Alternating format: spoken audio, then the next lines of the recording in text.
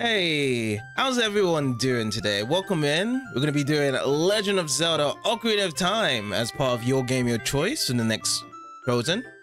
And I can't be more than excited than I already am right now because we really wanted to get back into the Zelda franchise. We actually did Skyward Sword and Twilight Princess, both HD versions, back last year. And we're back on the train again for some Ocarina of Time this time. Hey James, welcome in. Oh boy, can't wait for the constant "hey listen" or "hey look" or "I like watch out." But yeah, welcome in James. How you doing today? Thanks for dropping by early as well. Man, Zelda has such a good place at times. I wouldn't say I'm like the biggest Zelda fan because that would be a complete lie if that was it, because I've only played a couple of the games and just mainly did 3D games. But I like to continue and grow in my repertoire of what I feel Zelda. And I feel like this was the prime Zelda, personally. I think Ocarina of Time was the prime Zelda overall from what I saw as a kid and even still today as well. And I hope that more Zelda games just look at Ocarina of Time as standing on the top of its pedestal. But at the same time, I haven't played it for so long, so I'd like to see how it stood, if it still stands the test of time right now. And I wish you guys can follow me in the venture as well to see if that is the case. Hey Kirita, how's it going? They call this masterpiece to this day. Yes! Everywhere in the critics' balls and on the fans' responses, it's a 10 out of 10. Timeless. As much with a lot of other Zelda games as well. You'll never see a Zelda game just in the okay or good section. You have to like have it perfect as well. But I can't wait though. This is gonna be so amazing. You still love it to pieces. I wish I can love it to pieces as well. I just haven't played it for a long time, and I wish now, coming back to it, I'm gonna love it just the way how you do as well. But you're doing good. Nice to hear. And also thanks for dropping in very early as well, Kirito. I'm doing good. Can't wait to actually get Ocarina of Time started. This is my old account, by the way. It's Funky Kong. Oh, hey Four, how's it going? Thanks for dropping by early. How you doing today? Hope everything's going good. But yeah, nice to see everyone dropping in and quite early to see some Zelda Ocarina of Time as well. Wait, is that the loading animations from...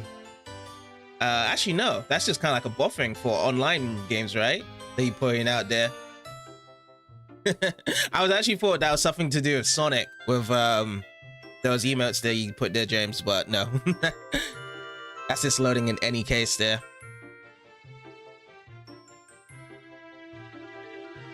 Yeah, no problem.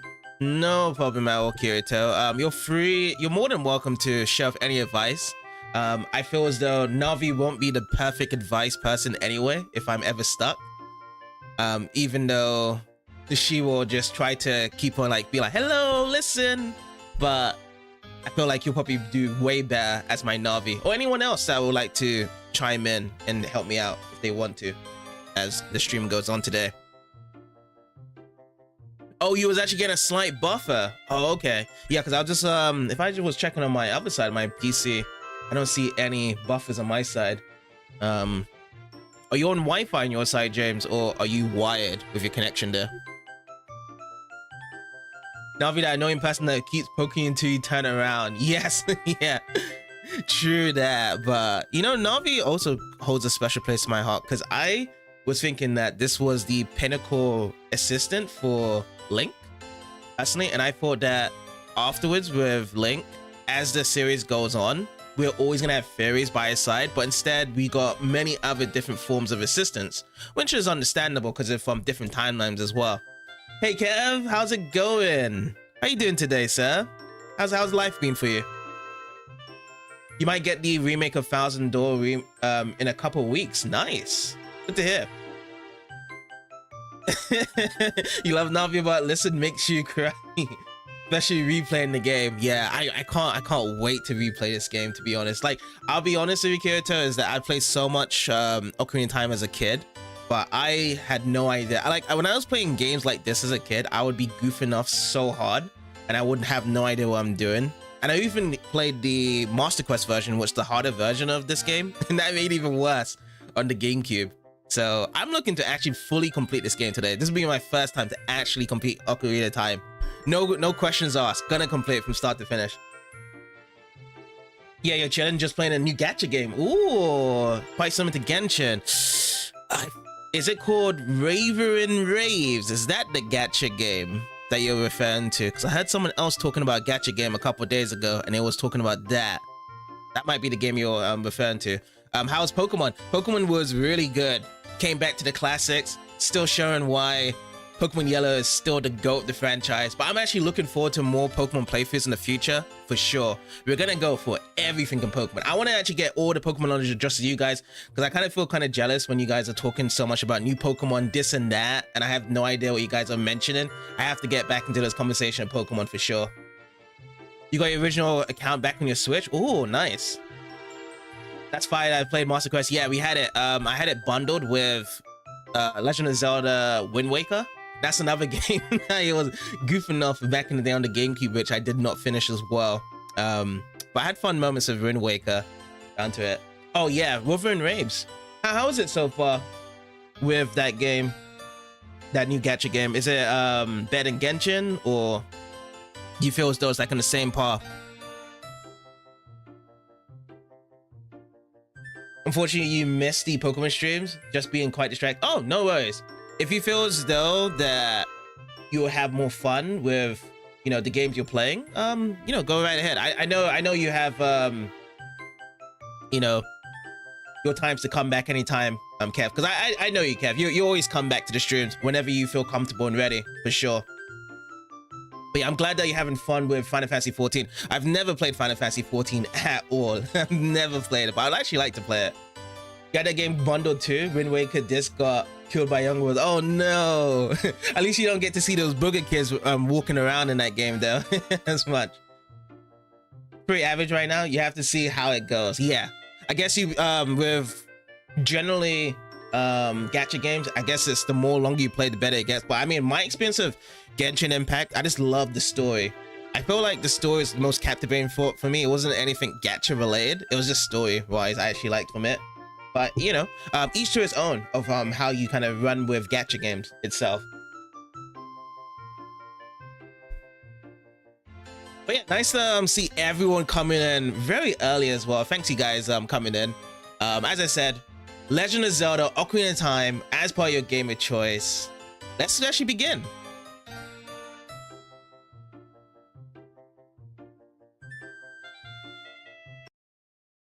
Okay, so I've actually left it here because there's something I have to showcase you guys. I love this in every intro to the Zelda series, and it's just not anything different. I think like Ocarina of Time started off with this, and it actually carried over to Twilight Princess. I can't remember too much of Wind Waker's one, but yeah, this is amazing of an intro here.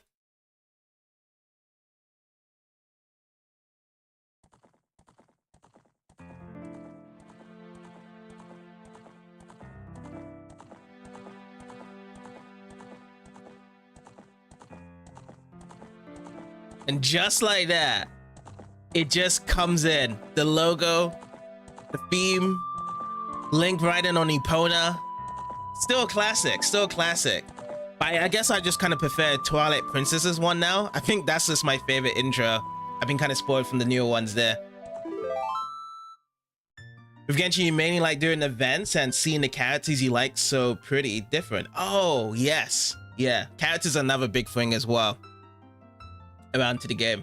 I do agree that, you know, people definitely like the characters and then the events that come in. But then I remember we had a discussion as well, Kev, about the whole routine factor of Genshin, whereby once you have that routine, it kind of just plays out in your mind as well every day or every week because it has a certain reward as well. Yes, let's actually get started. I'm actually gonna go on Fire 2. It's actually currently held back by AAA on Fire 1. I don't know who actually put that down, but we're gonna actually be starting on Fire 2 here. We have to have the correct name. JCB actually fits in, not B. How do I back out? Okay. Not D. Not JD Sports, JCB. And let's begin.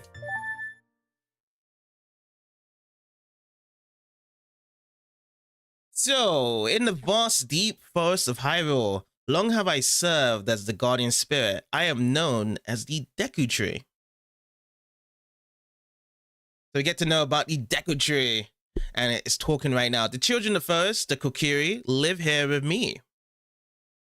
Each Kokiri has his or her guardian fairy.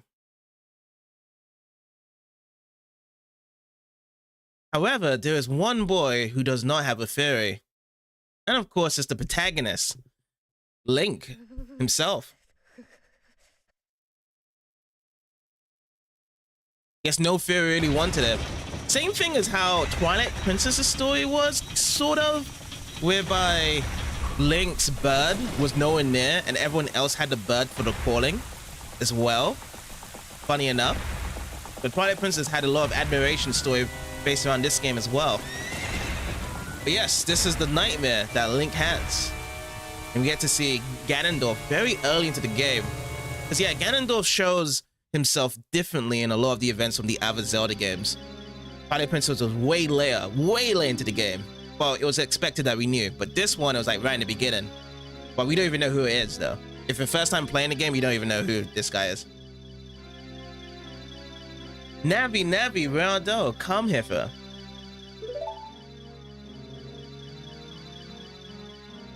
Oh, Navi the fairy, listen to my words, the words of the Deku Tree. Dost thou sense it, the climate of evil descending upon this realm? Malevolent forces even now are mustering to attack our land of Hyrule. For so long, the Kokiri Forest, the source of life, has stood as a barrier deterring outsiders and maintaining the order of the world. But before this tremendous evil power, even my power is as nothing. It seems the time has come for the boy without a fairy to begin his journey. The youth whose destiny is to lead Hyrule to the path of justice and truth. Navi, go now. Find our young friend and guide him to me. I do not have much time left. Fly, Navi, fly. The fate of the forest, nay, the world, depends on thee. To be fair, I kind of like a quick intro of showing that there's an evil upon us, rather than kind of like a slow build-up. We don't see that much often, whereby, hey, we're telling you a good summary of the game in a way, slowly, but showing good and evil side. Saying that there's an evil upon us, we need Link to come for us. He's the one, he's the chosen one in this fate. So it's good. It's a good opening so far.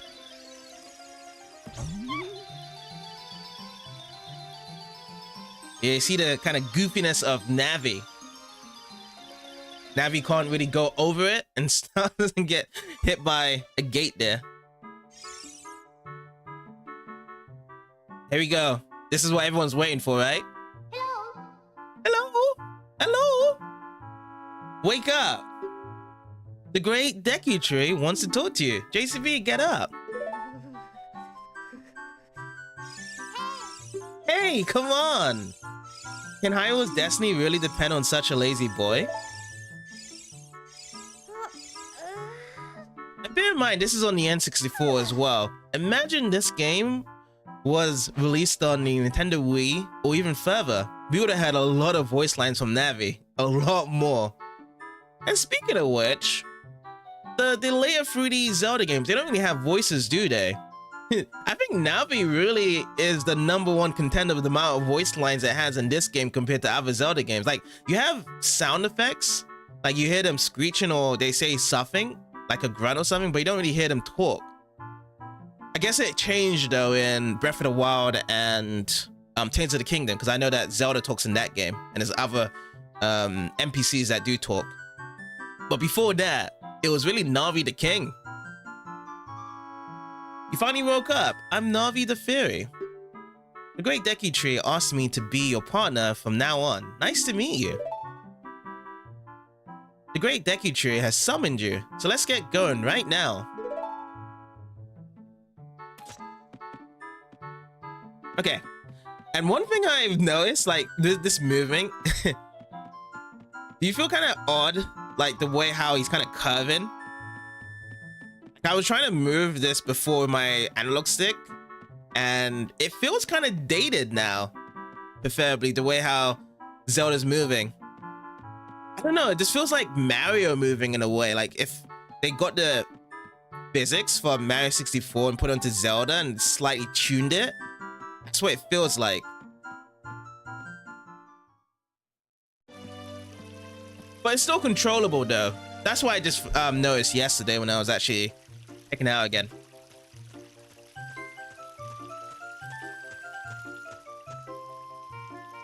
Yahoo! Hi, JCB. Alright, let's talk to this pretty young lady. Wow, a fairy. Finally, a fairy came to you, JCB. Wow, that's great news. I'm so happy for you. Now you're a true Kokiri, JCB. Is that right? The Great Deku Tree has summoned you. It's quite an honor to talk to the Great Deku Tree.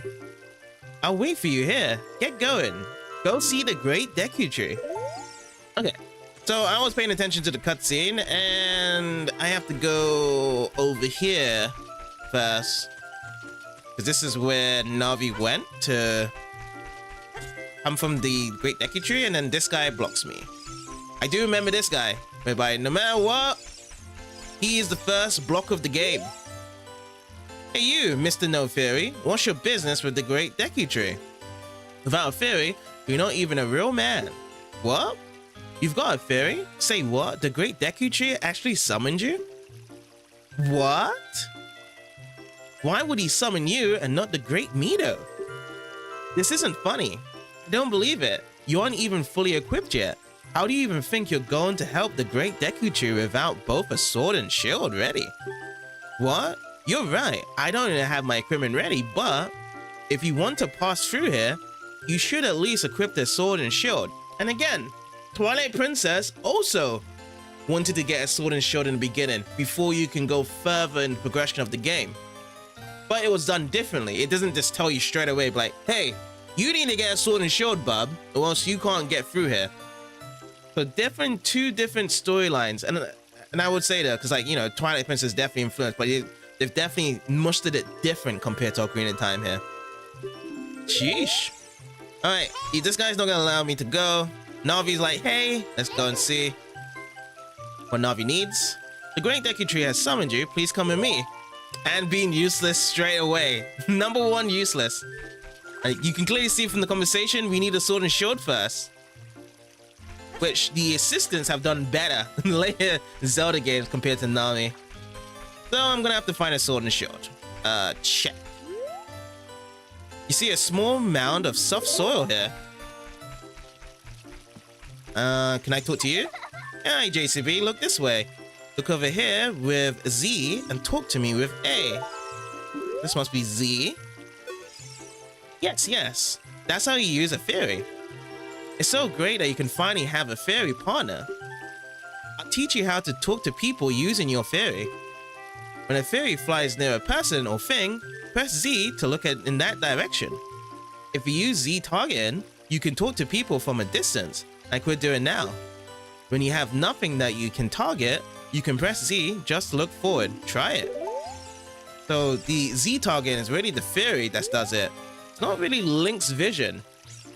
Funny enough. You can also go in signs here. Kiri Shop. We have original forest goods. Perhaps this is the place to actually get a sword and shield. Hello? This shop, it sells things you can get in the forest for free. Teehee. Hey, Minx. Thank you for the Lux. Do you know how to use the Deku Shield? Teehee. When you get the shield, press start to get into the subscreens. Select the equipment subscreen with Z or R. Oh yeah, that's the back ones, isn't it? R and L. I forgot about it for the N64. On the equipment subscreen, choose the item you want to equip and press A to equip that item. Once you equipped it, hold it up with R and change the angle with left thumbstick. Key. What is that? Let's see. So if I go into the options. Okay, so R and Z. So Z is going left and then R is going right. What about L? How come they don't want to use L for this? I guess it's showing all this stuff. So what do we have? Let me see what we have all together. We've got equipments, got tunics and boots here. Got select item, which is currently empty, but looks cool here. Here's the map. Current position, Kokiri Forest.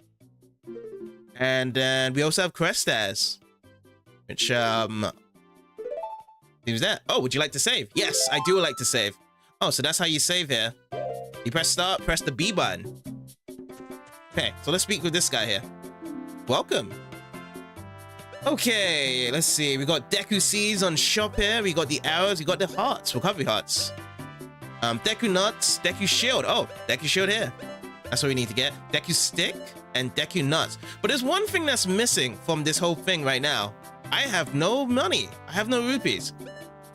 I mean, could we get some freebies here? Let's try and buy it. Ah. Guess I'm not gonna get a freebie right now. Well, we're gonna have to find some rupees first before we can get it then. Yeah, the Z targeting really helps out if you want to just looking forward as well. If the camera is kind of funky. Because there's no right thumbstick on the N64 controller. Just ahead, a great Deku Trees meta. It's the twins. Go check this out. Of course, you gotta have to do this in every Zelda game. Anything you see on display and you can actually grab it, you chuck it because you know there's gonna be a rupee inside as well.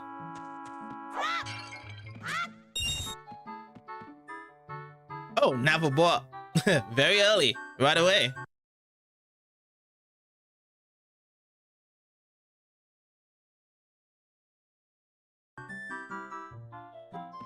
Okay, let's proceed on. Oh, hello. Got someone here. My sister took some rupees and went to shopping at the store that has a red roof. Teehee. Everyone's like saying teehee. Speaking of rupees, a green one is worth 1, blue one is worth 5, and a red one is worth 20. Teehee. Okay, instead of saying teehee, it's gonna be a hee-hee. Could this be some inspiration of Michael Jackson? Because Michael Jackson used to say teehee and wee-hee and all this other stuff throughout his songs in the 90s. Culturally speaking. I think that's about it.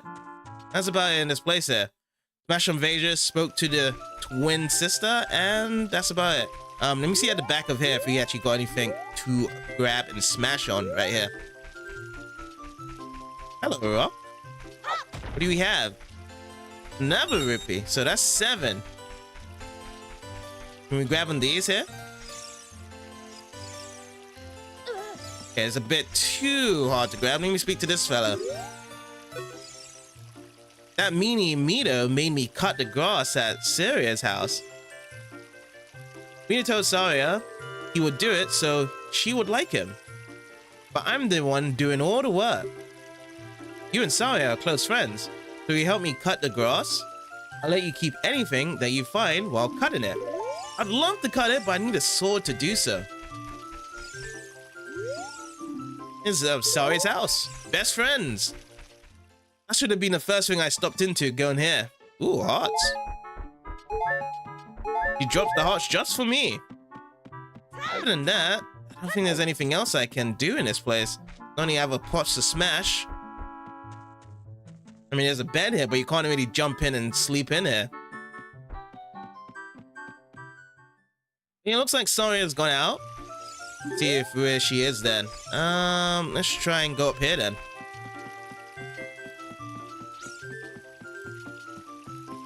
Whoop! Oh boy. Let me try that yet again. Again. The controls feel kind of slippery. Not very compact. That's how it is for like the latest Zelda games.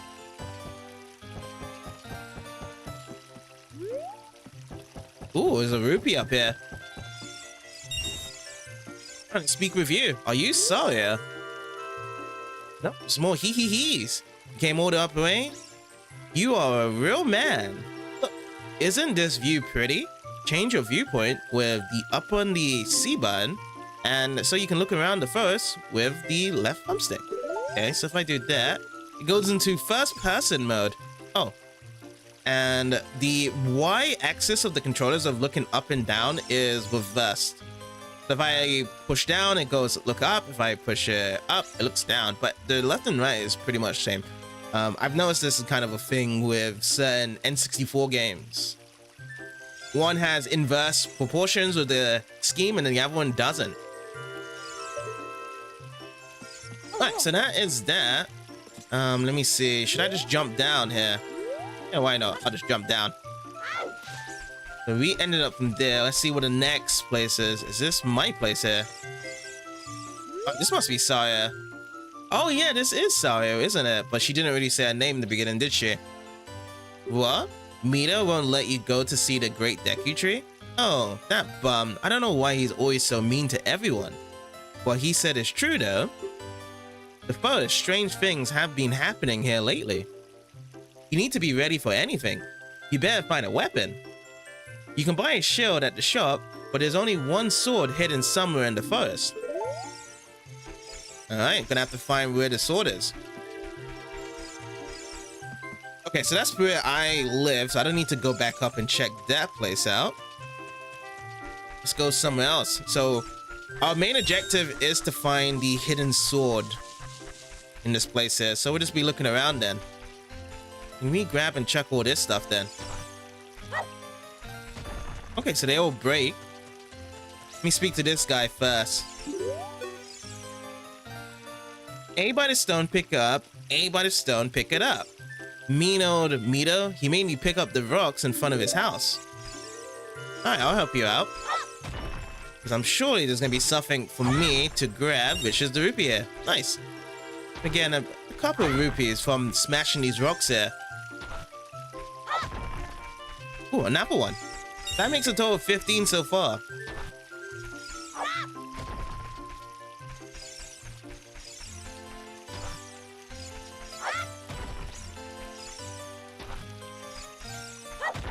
But yeah, I feel like I've just been spoiled by how dated this game is from the future Zelda games. It's gonna take a while to get used to the controls, but still can test a stand of time. But as of how it was before, we've definitely gotten better controls ever since then. Hello, what's this? House full of treasures. So the first thing we get from the first chest is a green rupee. That adds to our collection of 17 rupees altogether. Alright, next up. Blue rupee. That's gonna be 5 rupees in total. We got another blue rupee, 27. And what's the last one? Ooh, a recovery heart. Life energy is recovered.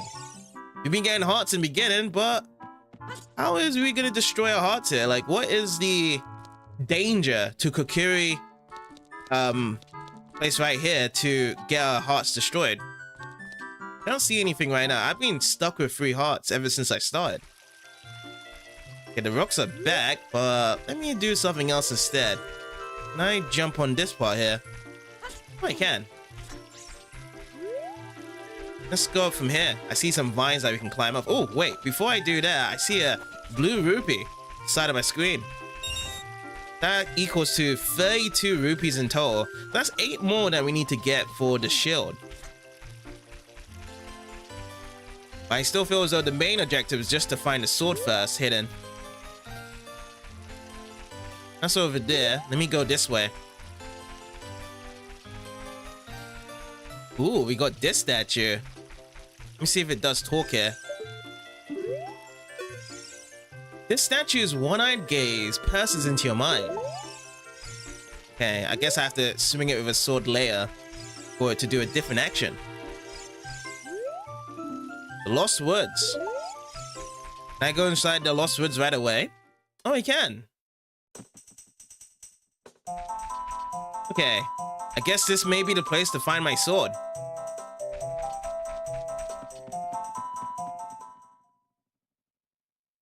Okay, I'm ready back out. So going forward is not the way to go. Alright, let's take a different direction then. Try left. Aha! I remember this part even in the other Zelda games. See. Watch out. Skull Kid.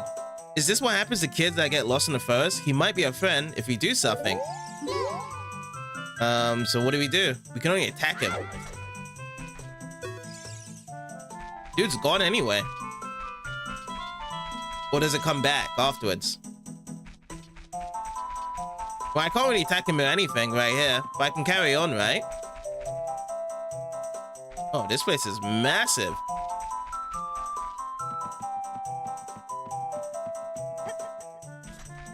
Let me go further out here. See a bridge, and I see another statue from what we saw before when we actually entered in here. The statue's one-eyed gaze passes into your mind. Okay. Clearly, I don't think I'm supposed to be here. Now, this thing's attacking me. I guess this may be something I have to come through later. This may not even be the place for a sword. Everything seems quite nasty in this area right now. I'm gonna actually go backwards then. Yeah, because this is the left side. Let me try going right. I go this way instead.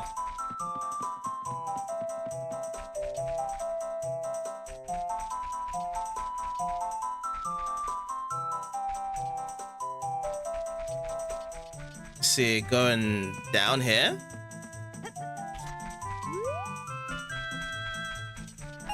Oh, what's isn't it already out? What are you referring to, James?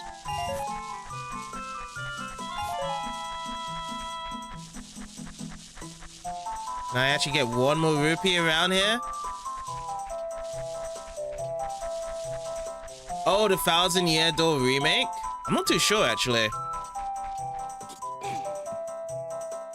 Oh, there's more of you guys.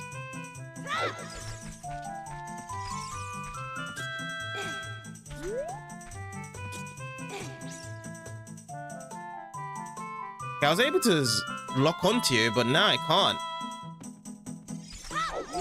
Wait, hold on. You showed it here. Yeah. So it makes me look to try and attack him there, but no. Yeah, I have a feeling this isn't the way to actually get my sword. I most likely would have to come back to this place another time. Okay. Which way did I come from in the beginning here? Should I go left? Yeah, this is gonna kick me out, isn't it?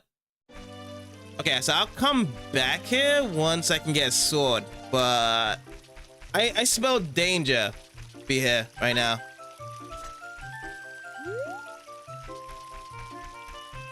There's a little cubby you gotta crawl through. Oh, I see. So I just have to find this little place I need to crawl through then to get it.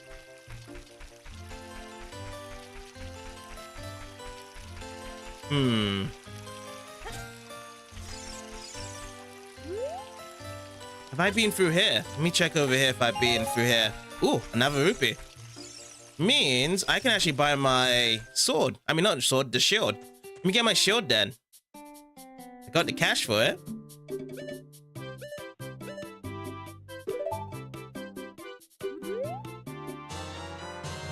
You got the Deku shield. Switch to the equipment subscreen and select the shield. Press A to equip it. Press R to crouch and defend. If you press R while Z-togging, you can move while defending. Nothing else right now. I'm satisfied with this. Now, let me actually equip my shield here.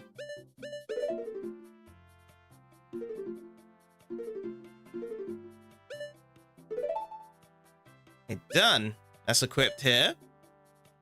Might as well go for another save as well, since I'm on this menu screen. So that's one of the two problems here, and that's shielding. You can also be moving around and shielding by using the Z targeting functions as well. Okay, so I'm gonna have to check again. Need to crawl around to get it.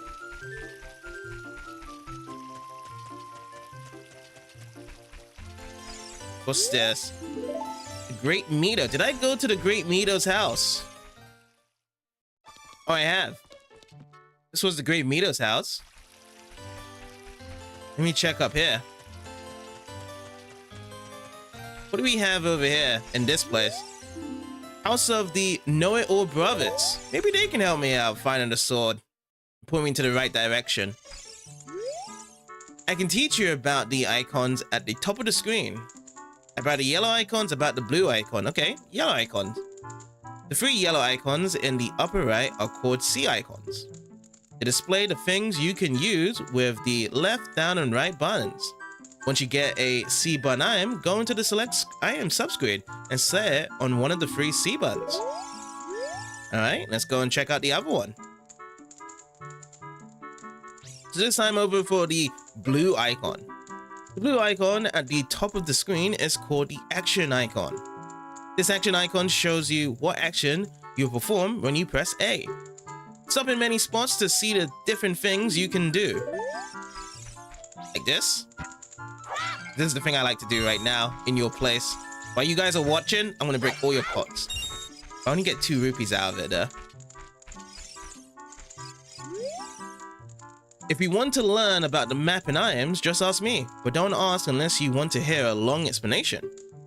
What do you want to know about?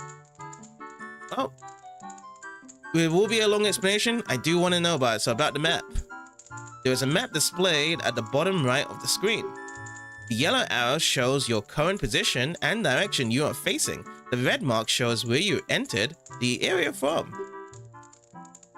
You can turn the map display on and off with the L button. If you want to see the name of a place, press star. You get into the subscreens, select the map subscreen. On the map subscreen, you can see a map of Hyrule. Did you get all of that? Sort of. But anytime I can always come to you for these map hints though. And then we actually got the items things to go through next.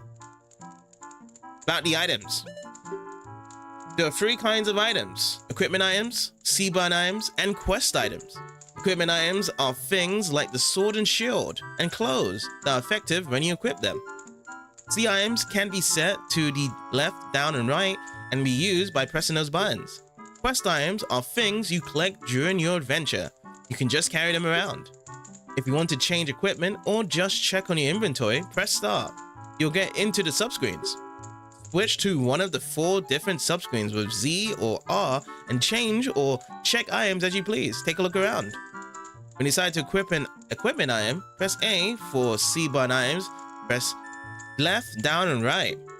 That was a pretty long explanation. Did you understand everything? And again, because you're always here, I can always just come back to you. But that was more clear compared to the map. Do you want to know how to use the up button? I think we actually got it, but let me see what the explanation is. We press up on the C button, you can change your view.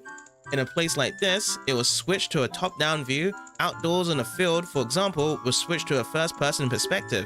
Also, when Navi is displayed in the upper right of your screen, Navi the Fairy wants to talk to you. Press up, listen to her.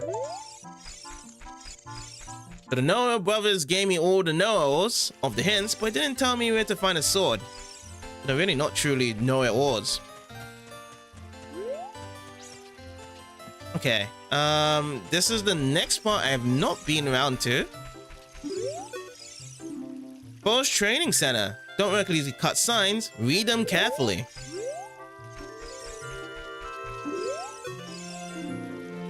Hey, Peach! Princess Peach arrives into the game. Hey, Kylo, how's it going? Thrust attack signs. To thrust with your sword, press the left thumbstick toward your target while Z target, then press B. This is all sword advices here. Cut grants of your sword. If you just swing with B, you'll cut horizontally. If you hold Z as you swing, you'll cut vertically. Oh, this was actually introduced in this game. Horizontally and vertically. Interesting. That wasn't in Wind Waker, wasn't it? Whereby you do horizontal and vertical slices. I think you can just do the spins and then you just have a normal like slash slash slash. Then it got back into Skyward Sword, and I think Twilight Princess may have had it because of motion controls. Switch targeting. If you see an icon like that above an object, you can target with Z. In other words, if you press Z when you see that above an object, you can lock onto it. Press Z again, the lock will either release or transfer to another next object with that up top of it. Oh, I see. So just by pressing it, you can actually lock onto it. If you have many enemies in your field of view and you want to escape, press Z while holding back on the left thumbstick to cancel target. Oh. You can target the stones next to the sign for practice.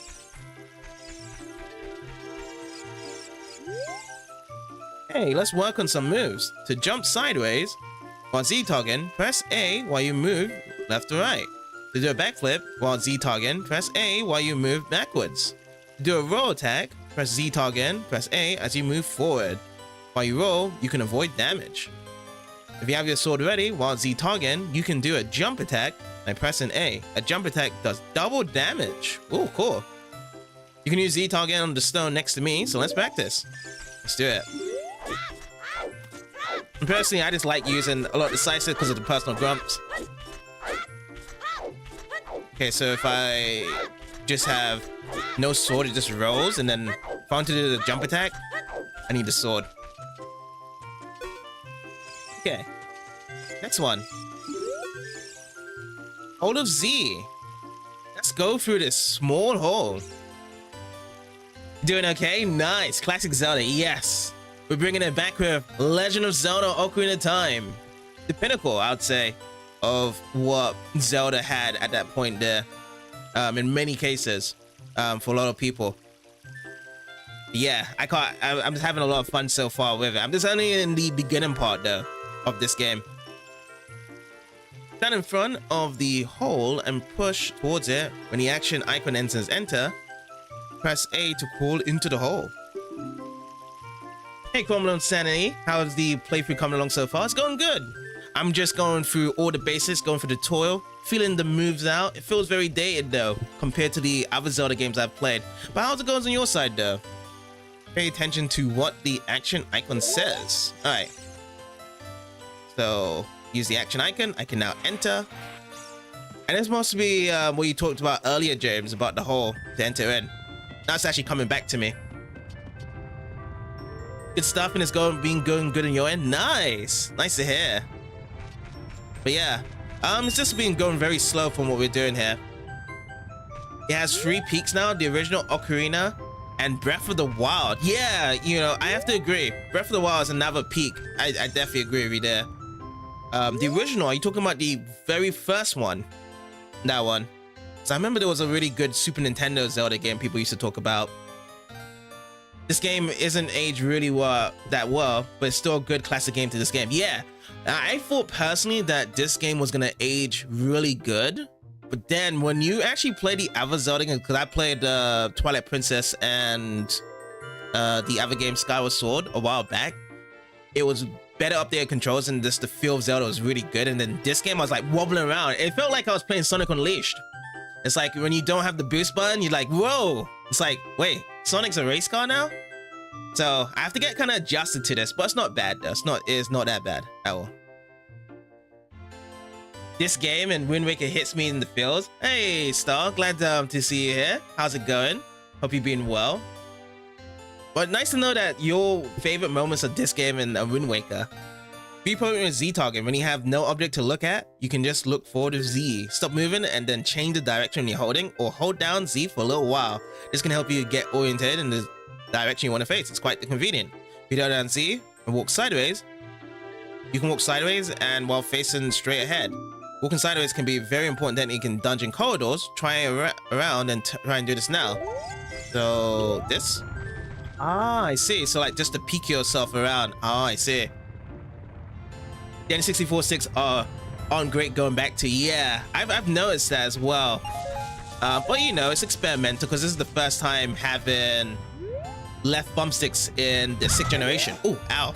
Because N64 got it first, isn't it? Oh, so it goes around in a square here. Because yeah, it was N64 first, and then PS1 got it later with the thumbsticks. And then Sega Saturn, I think Sega Saturn is always about D-pads on their side there. Hello. Visit the House of Noah Brothers to get answers to all your item-related questions.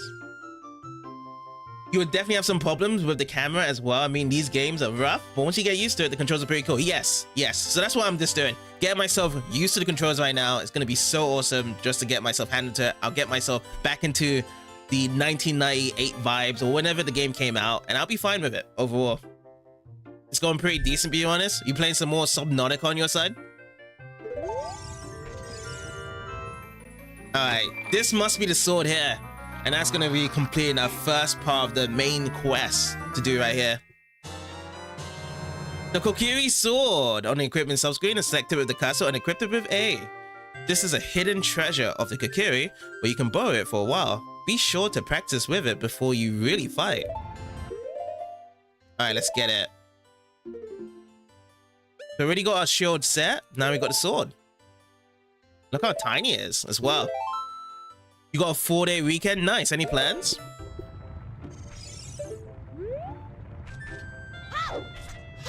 Okay, so that's it. Using the B. And how was it? Use it. So that's vertical. How do I get horizontal? Oh, horizontal is just by pressing left and right on the analog stick to do so. And I think jump attack is just using that. Yes. That gives us double damage. Me actually on the enemy there. Just gaming on your side? Nice. Let's see. Let's get ourselves out of here. And then we can actually practice on it. On these weeds right at the back here. With the sword that we just got. This is through emulation. Crumbling.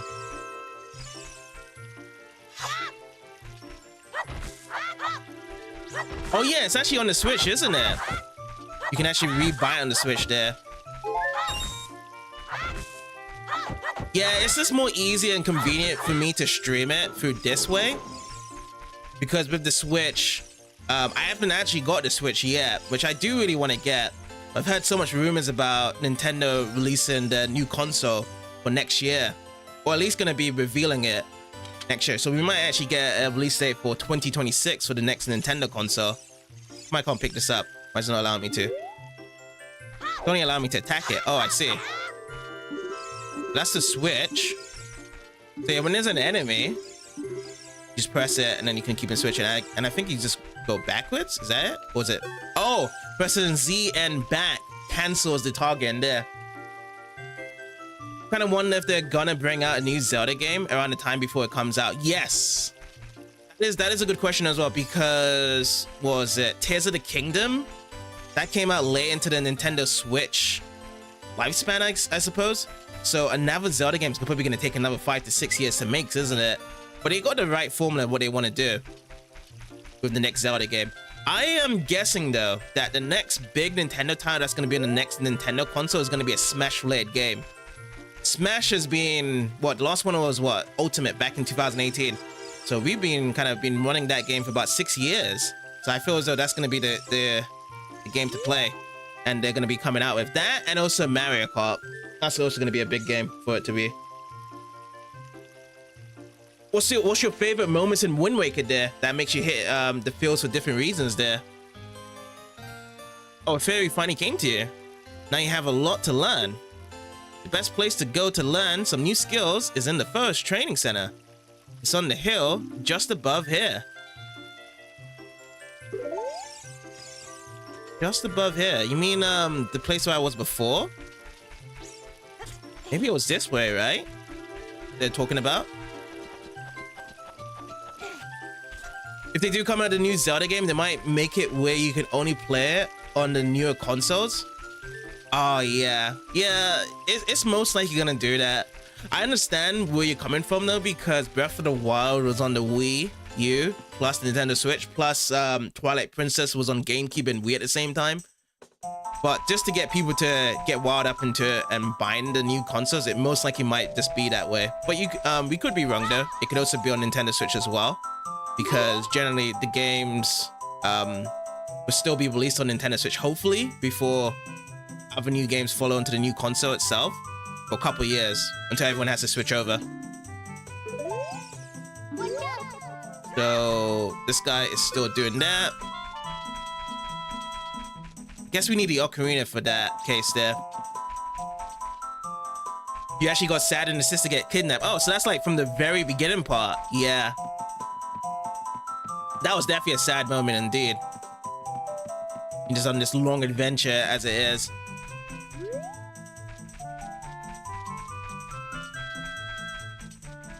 Okay. Oh yeah, I can actually hit these guys, isn't it? Right now. Okay, see. I do that. Shouldn't something pop out from these guys? Yeah, I'll fight you now. Oh, there it is. Boing, the current time is set to 12. Okay. Now I can deal with these guys here. I can talk to you. I surrender. To make your quest easier, I can enable you to pick up more Deku sticks, but it'll cost you 40 rupees. I haven't got 40 rupees, so no way. Yikes, I'm going home then. Wind Waker Link is the only one who had to earn the right to be a hero. Oh, really? So before, you're trying to say that the Link in Wind Waker was not the chosen selected one, as how they say it with the other Link games and Zelda games overall. I don't really think about it that way.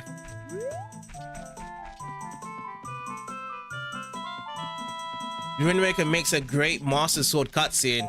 Ooh, Master Sword cutscenes. I feel as though one of my favorite personal Master Sword cutscenes has to be from Twilight Sword. I think it's, yeah, Twilight Princess's one. Whereby you just have that astonishing flashlight. It's actually pretty cool. I love it. Skyward Sword. What did I say? Twilight Sword? Skyward Sword. That's what I'm trying to refer to. Oh, I'm back out again. Let me go back in. That's correct. Most of the links that you do know already have the Triforce right off the bat, but the one in the Wind Waker does not. Really? So is that trying to say that anyone in Wind Waker could have been the one to save the day? Like if someone else was in a green tunic at that point with Link's there, then they could have saved the day. But then I feel as though Wind Waker was the only one that had the green tunic Link at that point, and no one else was wearing that. Because like with this one, you at least you see like a tribe of people around that could be the heroes, like with the other games as well. So I wonder what happened with that then. Like how come there was not any other Link type of characters as well? Okay, I'm gonna back out of that. I don't think that's probably the right way to go anyway. I'm getting confused by it. Let me see if I go to Saria and what she says before I go out. You're probably still standing in the way by my house.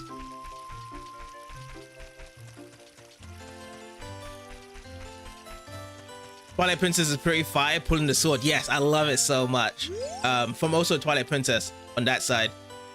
Only if they did the rite of passage. Oh, from that. So if there was a green tunic at that point there, they had to do the rite of passage there. And they would have also became Link. So someone could have actually stolen that current player's destiny in the game to become that Link there. Green Tunic was to celebrate the coming of age and Wind Waker or something like that. Oh, right. I guess that would be the case, but for Wind Waker Link, someone correct me on this one, but he had to manually just find the Triforce pieces himself. Oh yeah, I remember the whole Triforce piece. I think that's whereby I kind of stopped the game. And you had to try and collect the Triforce pieces in the whole Grand Sea.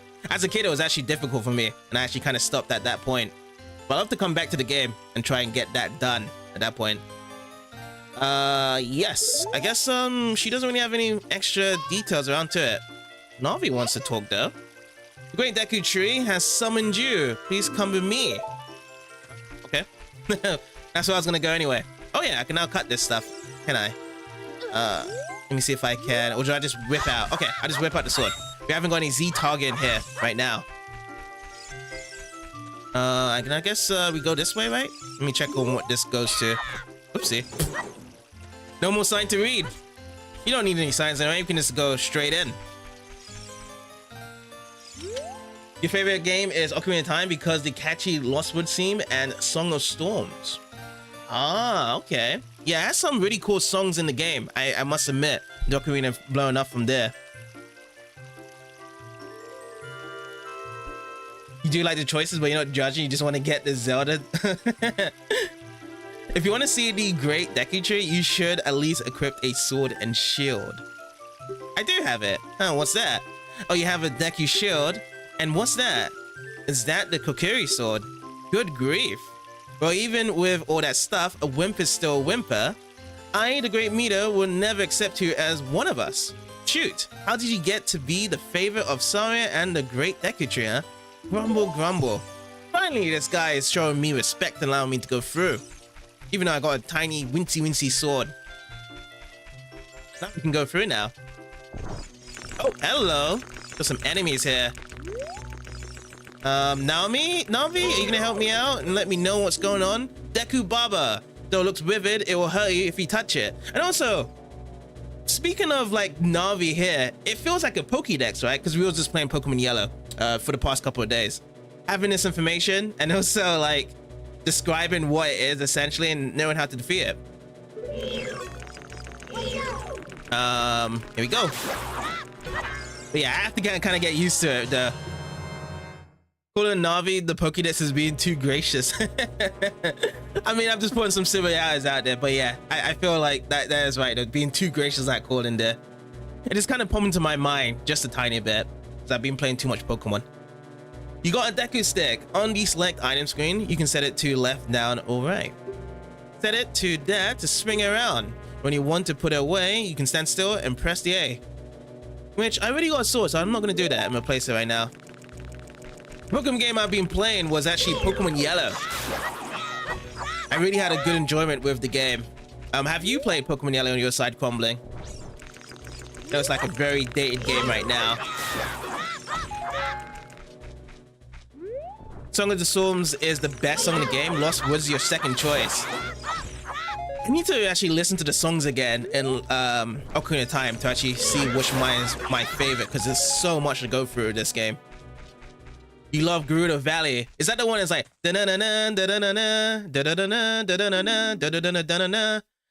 it's like a kind of like a galloping theme. I think that's Gerudo Valley, right? You've also played Red and Green as well. Sapphire, Ruby, Emerald. Which actually would be your favorite Pokemon game on your side, Crumbling? Great Deku Tree, I'm back. That's the one, yeah. It's cool though, having Gerudo as a village, because you don't actually see that in Twilight Princess. They removed that in Twilight Princess, if I remember. Oh, Navi, Doll has returned. JCB, welcome. Listen carefully to what I, the Deku Tree, am about to tell thee. Thy slumber these past moons must have been restless and full of nightmares, as the servants of evil gain strength. A vile climate pervades the land and causes nightmares to those sensitive to it. Verily, Doll has felt it. JCB, the time has come to test thy courage. I'm being cursed. I need you to break the curse with your wisdom and courage. Does have the courage enough to undertake this task? Guess I have to say yes. That's what I have to do. You'd say that Pokemon Platinum is your favorite. That's the one game that you literally maxed out the time on. You played it too much. Oh yeah, Pokemon Platinum was the last Pokemon game I ever played because I actually stopped in the 4th generation. I need to catch up with the other Pokemon games. But yeah, I would say though, Pokemon Platinum is an amazing game. Absolutely amazing game. Same here as well. Oh yes. But yeah, I really want to play Black and White because I heard so much good things about the story. Okay, so we're gonna have to select yes. I'm ready for this right now. Then enter, brave JCB, and now to Navi. Navi the Fairy, thou must aid JCB. And JCB, when Navi speaks, use up on the C-pad to listen well to her words of wisdom. The first trial is in this guy's mouth. And also during this, I'm glad that this tree is a nice guy instead of a bad guy. Because in the bad guy sense of the tree, you don't want your tree to end up like Esdeath in the Final Fantasy realm. Because that Esdeath was pretty tough in Final Fantasy V. Be taken care of as a tree. This one's nice. Let me see on this side, is there gonna be another one to be attacking here? Yes, alright. But yeah, jump attacks are not good against these guys because you actually get bumped your head onto it. And I've actually lost one single heart from it. But yeah, let me go in. Let's go into the first trial task here. Inside the Deku Tree. Get to see some familiar enemies as well. I see a lot of spiders around the wall side. Plus of these guys are still here that we was fighting from before. See, got a bit too close there. But these guys aren't dropping much hearts. But I do get a Deku now. On the item select subscreen, you can set it to that. Cool. Set it to that, blah, blah, blah. Yes. You kind of question a lot of these guys, cause does it really make sense to make some 10-year-old kid do the work that probably 100 soldiers probably won't even bother doing? True. I guess the only explanation to that is that, you know, these games are made out to be kids, and I guess they feel as though Nintendo believes that most of the kids that play the games are probably 10 years old. But yeah, I do agree with you there. It's probably best out to have soldiers instead to be carrying on the actions. Oh, hearts. That's what I need. Okay, let me kind of stand away. Oh, ow, it's poked me there. Should I just get my shield right out? So should I do that? Okay, I'll do that next time. Yeah. That was a really fast response there. Let me grab another heart over here as well. No heart. All right, that's the end of that then. Okay, we got a ladder here. Let me actually climb that. Oh, hey. Hey. What's going on? Look, JCB, you can see down below this red by using that. Okay, Nami. Yeah, that's where we need to go. I do know we need to do that at some point later. This is a little explanation on why this has happened, but I don't want to spoil anything you haven't played of some of the other games. Okay, yeah, sure thing. I mean, I don't mind if you do shout some spoilers, but if you want to refrain from it, that's all good as well. Oh, here's another one. There's another heart. So if I just jump off here, do I just recover it? Oh, okay, good. Got it. In terms of Breath of the Wild and Tears of the Kingdom, they really killed the ambience. But for Tears of the Kingdom, the boss music amazing. I gotta have to check out the boss music. I know that the Zelda series always have really good boss themes and whatnot with the games. So, gotta have to check that out once I actually get around to doing it. Look at this wall. The vines growing on it give a rough surface. Maybe you can climb on it, JCB. But there's some spiders on it as well. Let me see if I open this. This might help me out.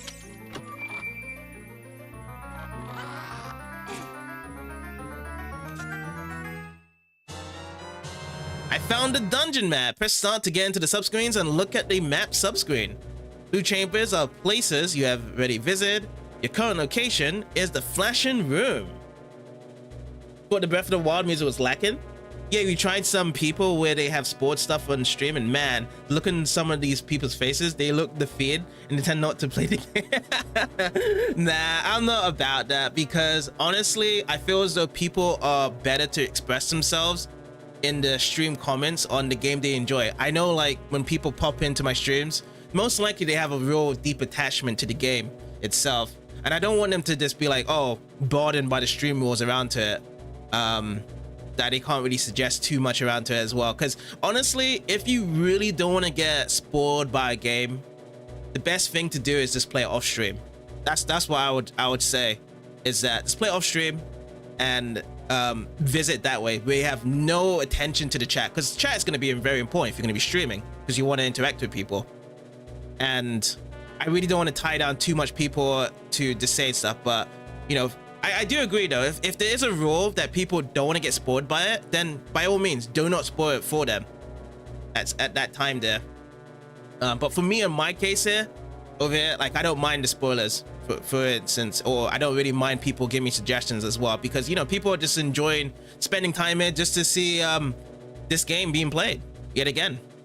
But, you know, it works both ways. Like, there's not really like a bad side or good side to it, but yeah, I definitely understand if people really want to enjoy the game on stream, then they have to put those stream rules as the fact there. Do not spoil.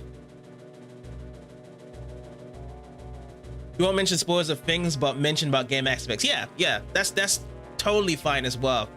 And you know, I give more respect to, you know, those people that prefer, you know, to care about, you know, the streamer like me and play the game without actually trying to spoil things. So yeah, I definitely appreciate when you guys don't want to spoil for me. I definitely say it, but I'm not also going to be saying like, oh yeah, I'm going to put a rule down, because you never know who jumps into the streams, because, you know, a stream is open to everyone on the internet, whoever comes by.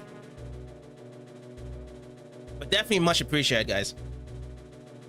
If the game is really old like this one and someone isn't actively playing it, like you're on stream, then you don't mind spoiling it. But if it's a fresher game like Tears of the Kingdom, then you were afraid. Yeah, that's perfectly fine. But I just definitely respect any streamer itself that does have the rules to be like, well, I don't want to spoil the game. Do not spoil the game, and that's it. Except bots, right? Yeah, except bots. Yes, bots can go. Move up and down to select a floor to view. Okay, so let me pull up this map here. Now, as a kid, I never really used the maps, and now I'm gonna actually pay attention to using these maps here. So, dungeon map. Okay, how do we open it up? Or do we have to put it? Oh, here, this is it. So we're already on the map itself. So first floor, that's where we are, the blue ones that we visited. And that's the second floor as well, which we are kind of standing on. Okay, gotcha. Okay, that's one thing I have to really pay attention to, this map here.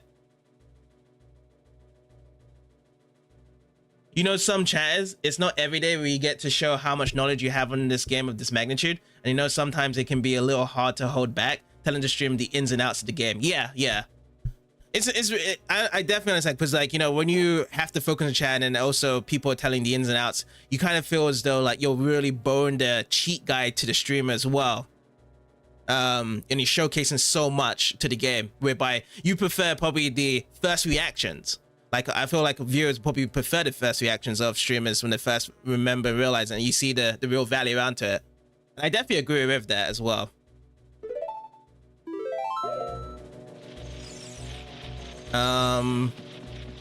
So let me actually go up here first before climbing it. Can I go?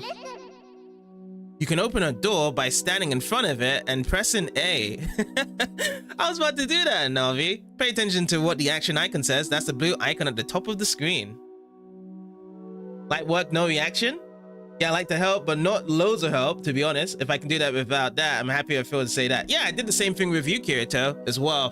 When you was playing Star Ocean, I only gave you little tidbits, but I definitely did not help you out. And you really did so well with the game. You did the best compared to anyone I watched on that game. Like, it was so impressive. You literally speedrun the game.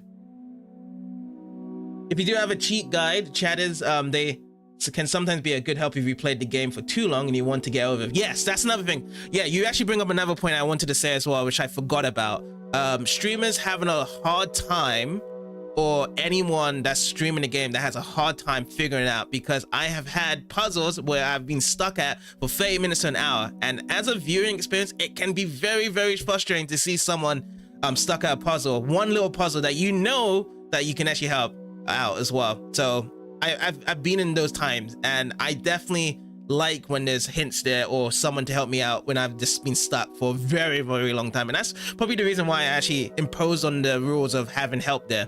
But yeah, so if someone definitely does have problems with that, that's why I definitely encourage it. It's like, you know, just have a bit of a little helping hand, not too much of a huge helping hand, but a good helping hand either way to push the stream in the right direction. You actually play Subnautica without help on purpose. So is that a difficult game to play without on purpose? The game was great, 100% may not be the goal, but all the endings in the future for Star Ocean 4. Oh yeah, definitely let me know what you think to the endings in the future. But I feel as though you're gonna, if you love the endings in Star Ocean 4 and all the endings, you definitely need to try out like Star Ocean 2 and Star Ocean 3. In my opinion, they got better endings in that game. Okay, so let me open up. And we're locked in. Now we can talk to this fella. Or do we have to attack him? Oh, no. Okay, now we can talk to him. Forgive me, master, if I give you a clue, will you let me go? When you jump off a high cliff, if you hold left thumbstick forward, you will roll on the ground. When you land, oh, you will roll on the ground when you land, and you won't get hurt from the fall. Whoa, okay. Is this a common thing in the Zelda games? Because I thought if you fall from a high place, you get damaged. Like, I know with Twilight Princess, you get damaged from far away. Doing so. This Link breaded differently in this scenario here. Oh, it actually is coming. Oh, really? You like suffering and the game doesn't really tell you where to go. You got 2 on the wish list, but you can't find 3 on Steam. Oh right, yeah, because 3 was only released on to PS2 and PS4, right? Oh yes, I remember that now. Oh damn, because it's not on the Xbox either. I can't guarantee it will work though if the cliff is really, really high. Okay, so if it's really high, then you get damaged done. Okay, but it's only a certain point. You don't know more about the more modern Zelda games, but for this game and Majora's Mask and maybe Twilight Princess, it's a staple. All right, yeah, we gotta have to say it, but I feel like it's most likely gonna have staple elements. But yeah, as you can see there's a certain 4 different option, whereby if you go too high up, then you're definitely gonna get hurt.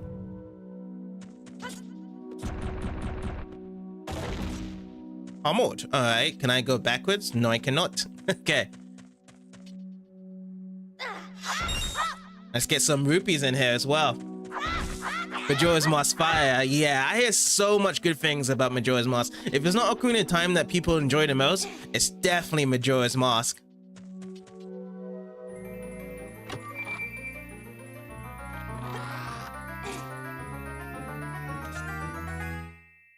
Hey, I actually got it. What I was looking for to actually take out the spiders. The fairy slingshot. Press C to take it out and hold it. As soon as you hold C, you can aim it with release. Release it to unleash a Deku seed. If you want to shoot right away, when you first press C, hold down a little longer to get a seed ready. All right, that's definitely going to be something I'm going to equip right away.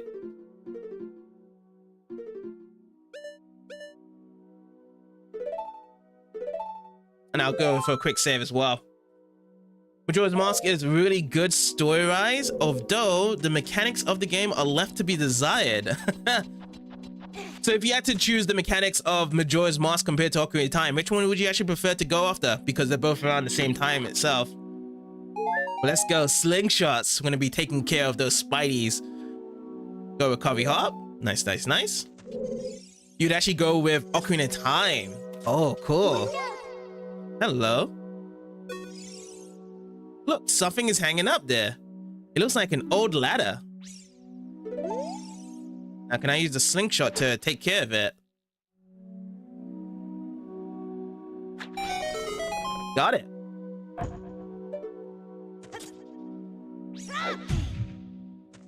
Oh, Majora is actually your favorite. Nice. Oh, you wasn't interested in that game, Star? Every time I hear so much about a game, like I've never heard like anyone not being interested in the game, but what is the reason why you're not interested in that game? Because I hear so much hype things about a game. It's like, if you play Ocarina of Time, you gotta have to play Majora's Mask. That's always the opinions I always hear from people. Oopsie, oh boy. Okay, I didn't roll there, but that could have been the best time to actually try that out there. You wouldn't say really which one is better than the other. You would say more than that. Both games have aspects that the other's missing. Ah, I see. That would make sense as well. It's like they want to create another Zelda game, but they don't want to make it too similar like the other ones. But then again, as the predecessor, or should I say the later game of Majora's Mask, I felt as though like the mechanic would be better in that game compared to Ocarina of Time, because they probably would have seen the mistakes of what they had before. Yeah, I just have to, how do I play it this way? Got it. Okay. Got a lot of ammo as well. 24 on the slingshot here. Oh, you was talking about Tunic. Okay, I wasn't really looking for it, but yeah. But what's so bad about Tunic? I think I saw Kirito play that game before. Looks fun. Okay. Let me see. I run around this way. Oh, ow! Big spider. Big Skulltula. Its soft belly is its weak point. I just have to... Oh, okay, so it just shows me the belly right away. Got it. It's kind of too easy on Majora's Mask. We've actually played it, but not online. Oh, right. Okay. Maybe I might have saw someone else play Tunic then.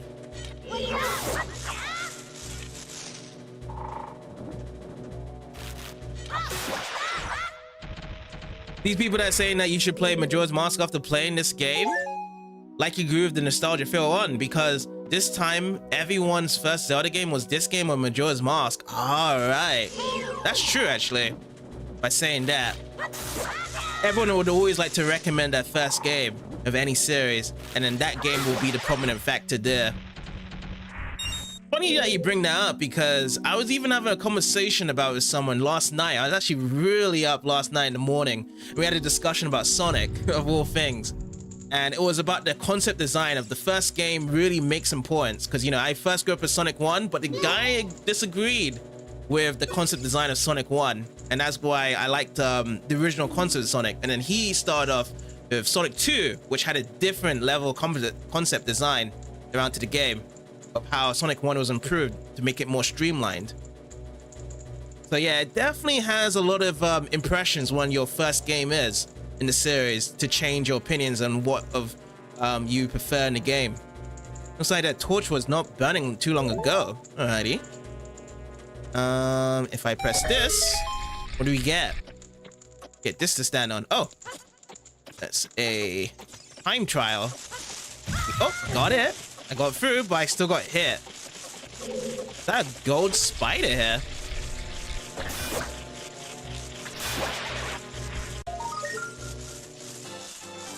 You destroyed a gold skulltula. You got a token proving you destroyed it. All right, so that's gonna be one of those items that you get later for rewards there, if I can collect them all.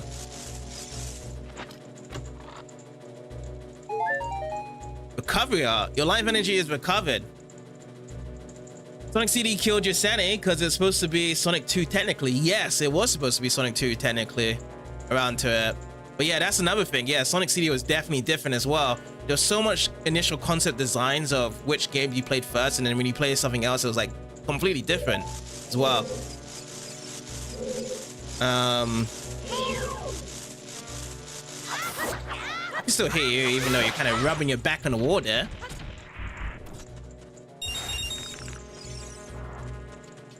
Usually the complaints with the Sonic games is mainly that you have the old fans that love the old platforming from Sonic Adventure 1 and 2 and the like, but people start hating the games around when they start introducing the boosting mechanic. Yes, that is right, because it's changing the initial idea.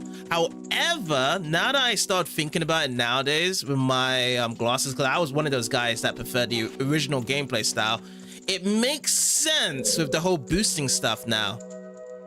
And because I was talking to some friends around her as well, and they love Sonic being Sonic the character, not the game itself. They like Sonic, and with Sonic, it's all about speed, isn't it? And the best representation of speed in the games has been Unleashed, sadly to say, that I have to think about it.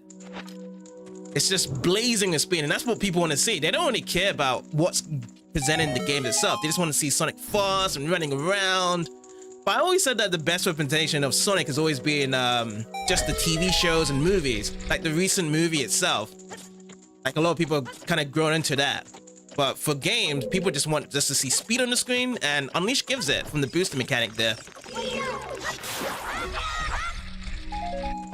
The past and future of mechanic hurt you mentally. Yeah. It's definitely a change up from how it was.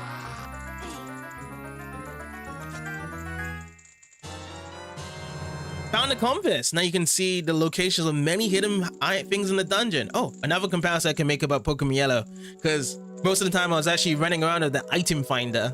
Now I've got something like this to be running around with here. It makes logical sense, but the problem with the booster mechanic is the fact that it relies on reaction time, and not a lot of people have that kind of ability, I guess. Yes, however, with the boosting game, you don't actually have to use the boosting at all. You can just not use it. And that was also kind of explained with Sonic Colors and Sonic Generations. That actually helped out even further as well. They lowered down the boosting time for the reactions, but honestly, the best boosting game still to this day is Unleashed because of the reaction time. Absolutely. If you want to have true speed, you gotta have to play Unleashed.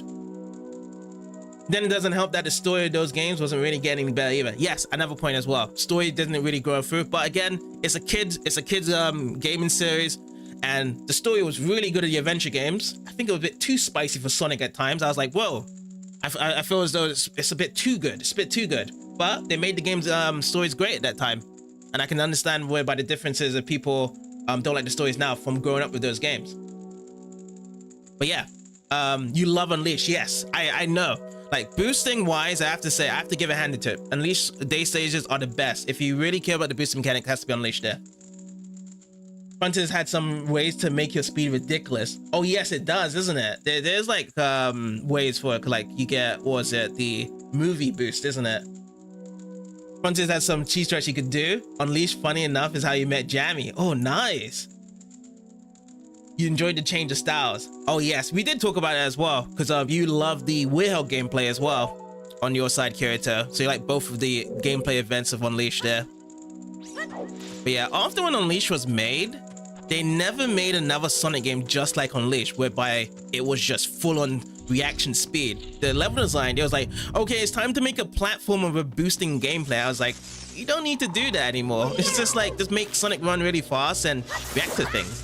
Because that's what they did at Generations. They tried to make 3D platform in that game, and I just think that Unleashed just did it better with their stages.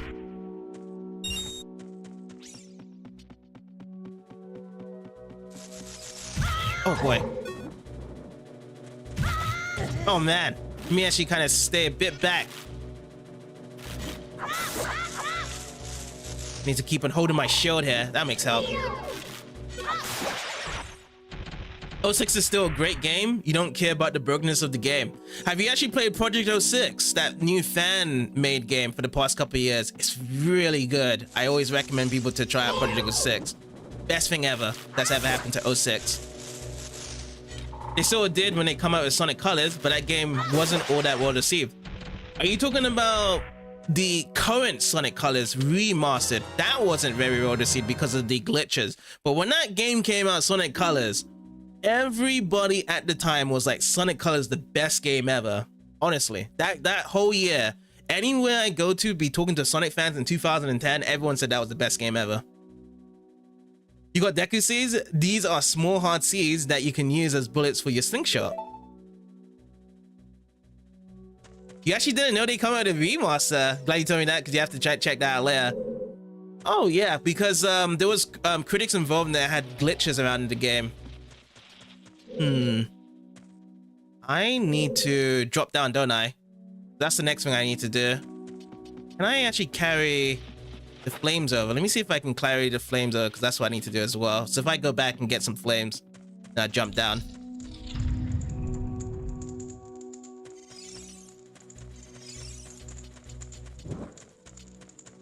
Oh. Hello. So that does that. Does it open up? Yes. And then can I carry this over? Oh, yes, I can. By the time Sonic Unleashed came out, it was basically done to the Sonic franchise. Oh, I see.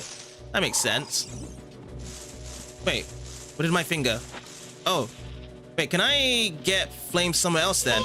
Most likely there might be something else to check down.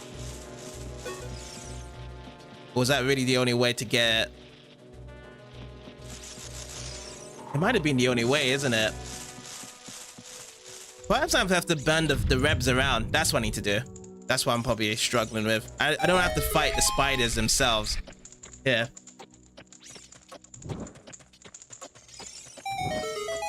Then there's the older brother that nobody talks about, Forces. Yeah, nobody doesn't really talk about Forces. Like, Forces was kind of like, oh, maybe people like this idea, but it just never came to full intuition from what the game was. Oh, so am I losing sticks here every time I pull it out?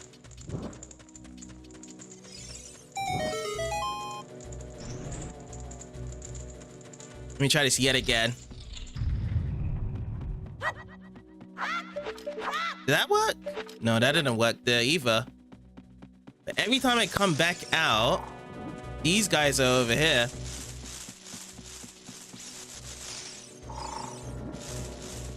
They're back here again.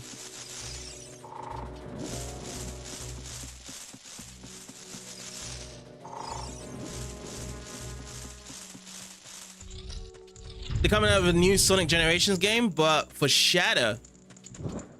Not sure what that's supposed to release though.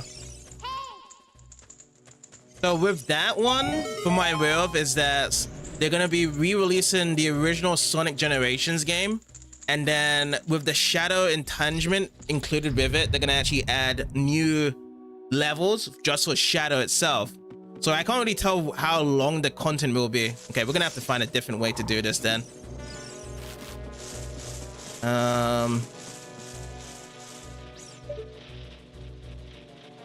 But yeah, it's just the idea that Sonic Team wants to remaster all the old games, or the games that had critically acclaimed positive ratings back then.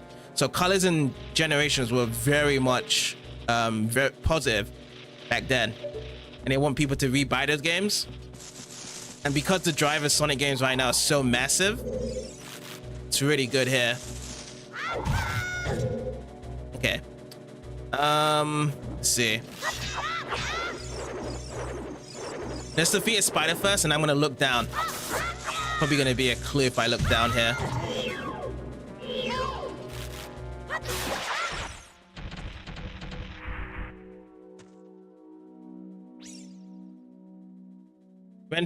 Game went from Sonic to OC to 1 Dama's classic level.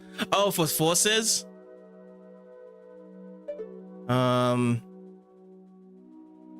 Yeah, I know we have to jump there, but I just need the flames, and I need to find where the flames get.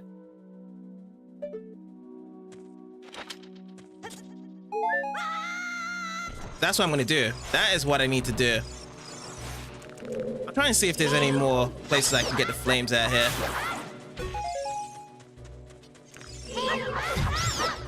Most companies are rehashing their old games with remakes and stuff. Yes. That's always been a tradition, really, is that everyone knows that old games sell really good, because if you bring out a new IP into the market, it's very hard to sell out that IP. Very difficult. It's either you keep continuing on with the same existing IP to make a new game from that in that series, or just remake the game or remaster it in that sense. So it's easy to get a good position of making good sales. Because ideally, even if people really want new games out there from new franchises that they have never heard of, the sales never really talk it. That's why we don't really get so much new innovative things with gaming nowadays, because the sales just don't really kill it. It's always this existing franchise that has most of it. Should I try this place? Did I have a place to fire up from here?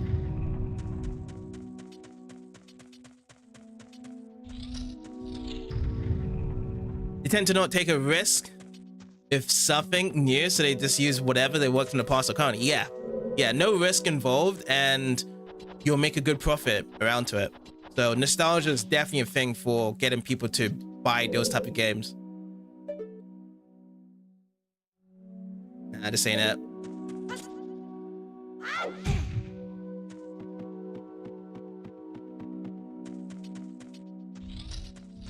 Now, I know that I feel as though that was the right thing I was doing before.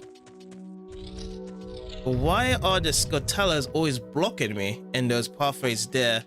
Or perhaps I have to look above, like way above. Not even that either.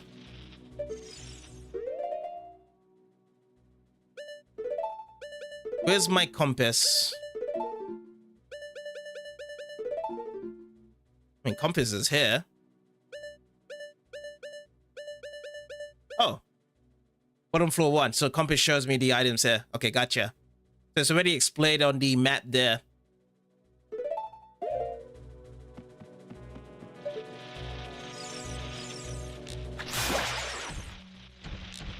He was talking to someone about that. When you think about it, most games do have some real buzzkill. The ones that have a lot of controversy, or some wacky behind the scenes lore going on. Oh, right. Yes. You're right about it. When you talk about a lot of controversy, the ones like the Harry Potter game from last year, that had like really big controversy, didn't it? And then also Stellar Blade, that controversy as well. Yes, I do know you're referring to. Yeah, you're definitely right. Having that controversy also sells out the game as well. And I do remember with Stellar Blade, for example, because that's a recent game when that had controversy. A lot of people was talking about, you know, the whole appeal to it, and you know, the developers want to keep the way how the character looks and whatnot. But then when the game actually came out, there was some censorship around to the game, even though the developer didn't want to do it. Because if you have the pre-patch before plugging into your PS5, you get what was supposed to be intended there. But now there's some censorship with certain stuff there as well. But it is right though, like you do need some sort of marketing gathering if it is controversy nowadays to have games to be sold even more.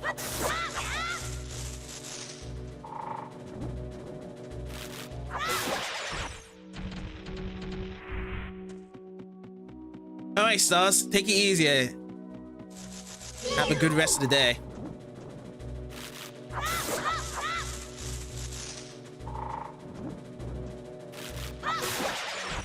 But yeah, that's why indie games are so hard to gain traction and attention, because there's thousands of indie games nowadays, and they do need something like that as well, like controversy or some sort of media attention to get the sales they're looking for.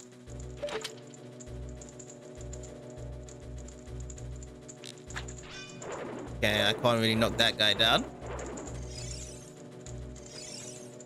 But yeah, even so, this is already telling me.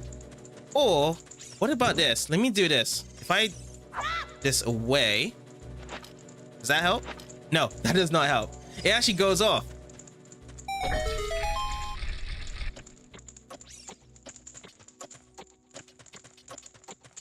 Because I have this. It's gonna light up now. Yeah, that definitely goes away.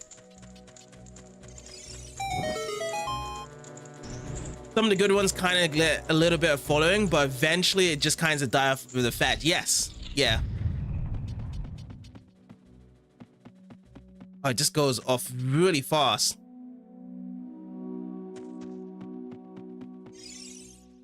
So I cut this, my webs.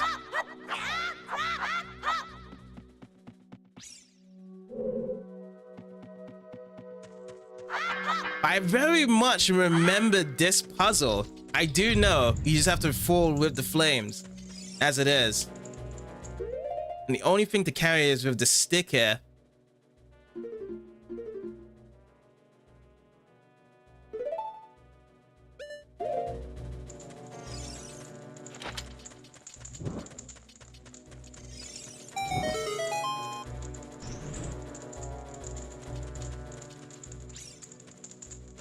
It's actually much more simple than I would expect.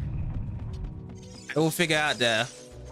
Okay. Yeah, because I know that you just drop down. Oh, wait. Maybe it's not me to drop down. Maybe it's something else to drop down instead. I think that's probably the problem. It's like, I'm thinking about that. It's really down to my idea of the puzzle there, but it's not. Okay. I think I might know what it is. Okay. Maybe something by looking up here that hits it.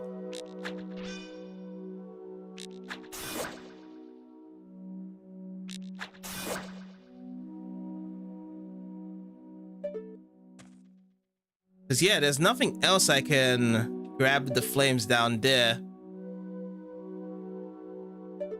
You know what? I'm just gonna drop down again. Maybe that might be the puzzle. If I'm supposed to go all the way up here and then drop down. Alrighty. Yes. Okay. Yeah, I guess I was thinking of it as like you have to burn it down, but it was really just dropping down. Okay. Yeah. I should have just thought about it simply there, rather than trying to make it too sophisticated.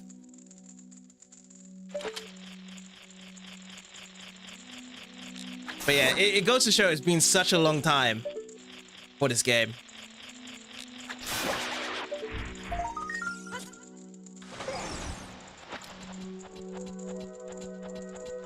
Yeah. Yeah. Trying to find to burn down the revs. Yeah, that's what I was thinking. Because it's a classic Zelda game. Like, you play another Zelda game, you actually had a lot of other puzzles beforehand, and you're just thinking to yourself, okay, now it's my turn to do the same thing, whereby there must be something sophisticated in this Zelda game. But really, it's just jumping.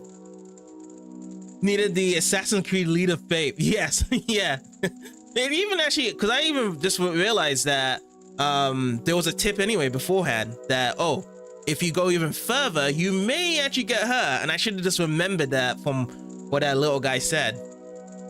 Yeah, there's Zelda knowledge kicking in, right? Yeah. But this is like the very basic. It's going to be very simple. Show that gold scholar? Yes, I did. Okay. Can I go down this way? No, I cannot.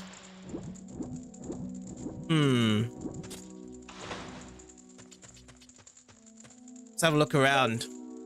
Oh, there's another one over there.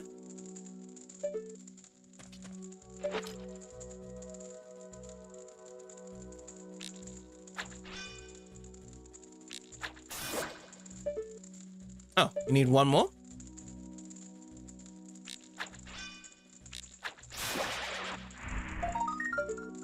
And let's get myself over there. Can I use my jump attack on this? Let me see. I won't be able to reach it.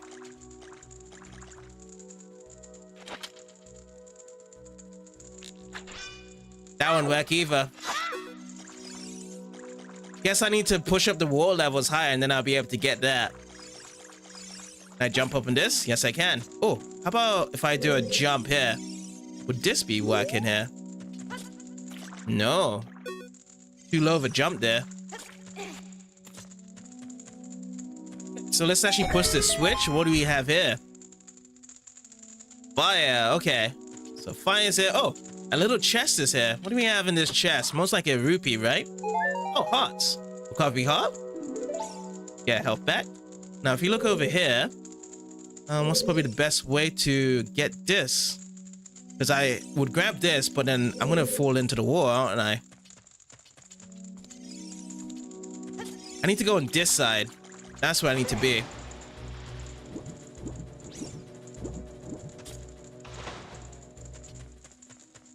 Alright, so let's climb up here again. Or does this take me all the way to the top? Oh, it does only take me to the top. Okay. Alright, I guess I'll just try grabbing this with the stick I have here. See how this goes. Okay. Do you see a platform over here just to stand on? And I'll just use that.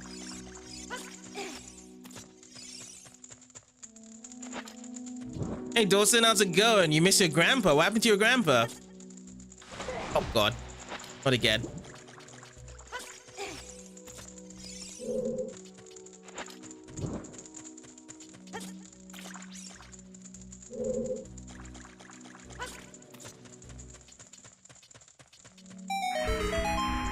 Uh-huh.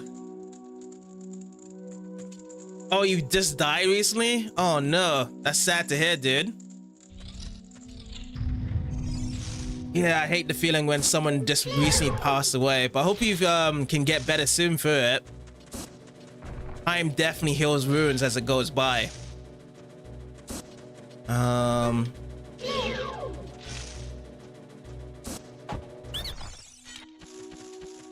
Let's see what this advice that this guy has. Please forgive me, master. I'll never do it again. If you spare me, I'll teach you something cool. You'll never beat my brothers up ahead unless you punish them in the proper order. The order is 2, 3, 1. Master. Alright, at least we know the steps here. You don't like the way that sentence ran. That's if you're thinking that way, to be honest.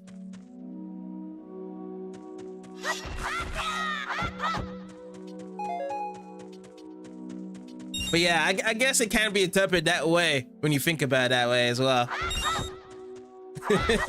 He's the one saying it, not me.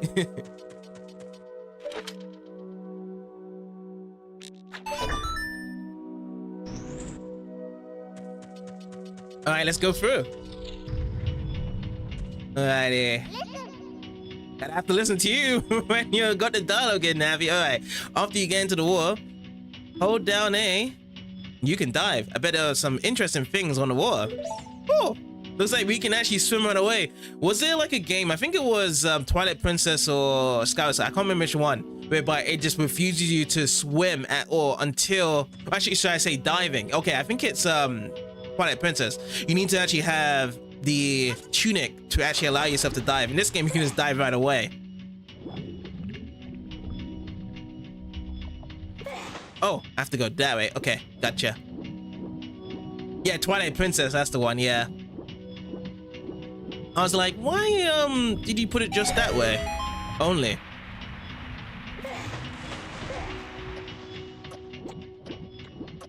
Okay, so that's going over, and then we just get a time switch, and yep, we just have to just wait until the time switch stops.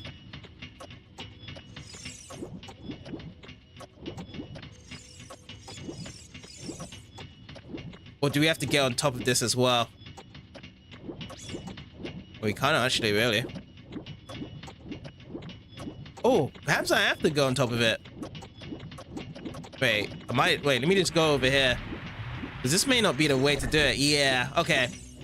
We have to use the platform. Twilight Princess doesn't get as much love as the other games outside of probably Skyward Sword. Yeah, there was a lot of love in the beginning of the series for Twilight Princess when it first came out, but definitely dwindled away. And I feel as though it dwindled away because a lot of people preferred the Wind Waker style and story. They felt that Wind Waker was way more special of where the drive of the series was going to go to that way. And Skyward Sword got even better, and then we got to see Breath of the Wild and Tears of the Kingdom, just like that. They didn't want to go back to the whole surreal graphics, which this is personally my favorite graphics here, both Ocarina of Time and Twilight Princess, the way how it looked. Stand next to this block and grab a hold of it with A. While holding A, you can push or pull it. If you stand next to the block and press A while pressing left thumbstick towards the block, you can climb on top of it. Pay attention to what the action icon says. Alright, can we push it over this way? Okay, so we can. So we'll grab along here and then we'll just push it that way.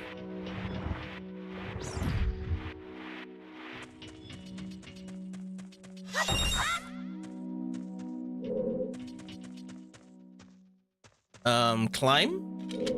Okay, I just had it right there, right? Oh, now I have to grab it. You remember the 3% of the problems people had with Twilight Princess? People were complaining that the game was basically a copy of Ocarina of Time, which doesn't really make sense. 2, the fact that the people, I guess, weren't all that fun with the motion controls. Some people love it, but people like me playing it on the Wii isn't fun. Yes. That's right as well. The whole funding of the motion controls in the beginning, which was better executed in Skyward Sword, I would say. But you know, when I first played it, I played it very late. Like I think I played it around 2010 for Twilight Princess, and when I did play the motion controls of the Wii, because I never played the GameCube version, I had fun with it. I did have fun with the motion controls. The game is pretty long. It's about 37.5 hours, assuming if you make some good time of it. I completed 100% on both cases on my trials of Twilight Princess, and that took me a total of about 60 hours. It took me to complete it. 100 hours, 100%. Story-wise, yeah, I would probably agree with you there. Probably does take around 37.5 hours to complete just story-based.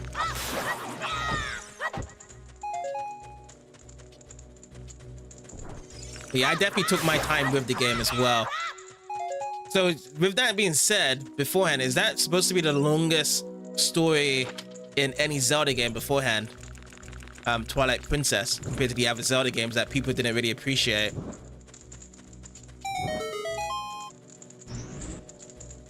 %, completion time is about 55.5 hours, so you made some good time. Yeah. I mean, I did have to have a guide for trying to get all the hearts, because there's some places I didn't know how to grab it. And then I guess another difficult one I had to use a guide for was those pose, but we had to find those as well.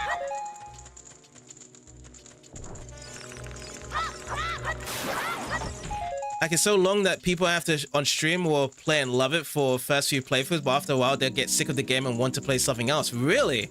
I was enjoying every part of Twilight Princess every time I play it. And that's another thing, like, I prefer playing a game from start to finish. I don't like changing games at all. And I think that this is the first time I didn't like changing the games as well. Ooh, got a crash. Okay, that's unexpected. Let me look at this error crash here. Bear on me 1 second. I saved. I didn't even know I saved. I have no idea what I saved. It's been a while since I saved. Let me, I just need to just copy this right here to make a note of this crash. Because, yeah, I was not expecting this either. All for 300i. Opt code. A440014. 0E5 239. Unknown.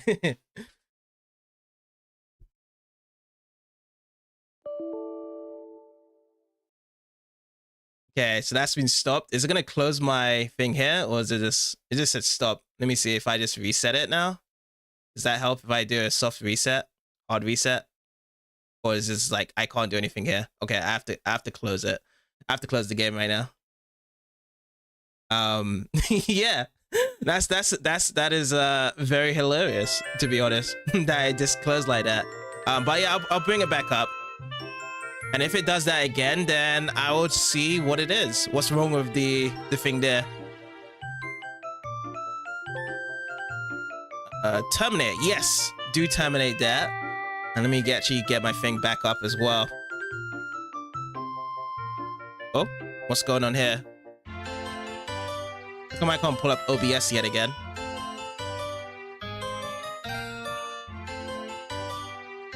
Take my time. Thank you so much, Crumblin.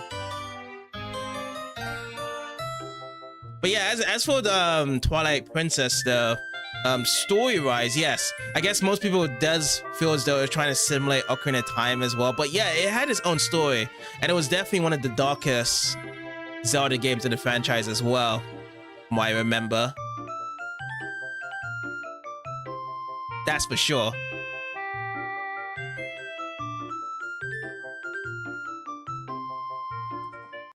And I like the fact whereby the guy that was a part of the series that was helping out that Link was from Ocarina of Time, I believe, with all the techniques in the game.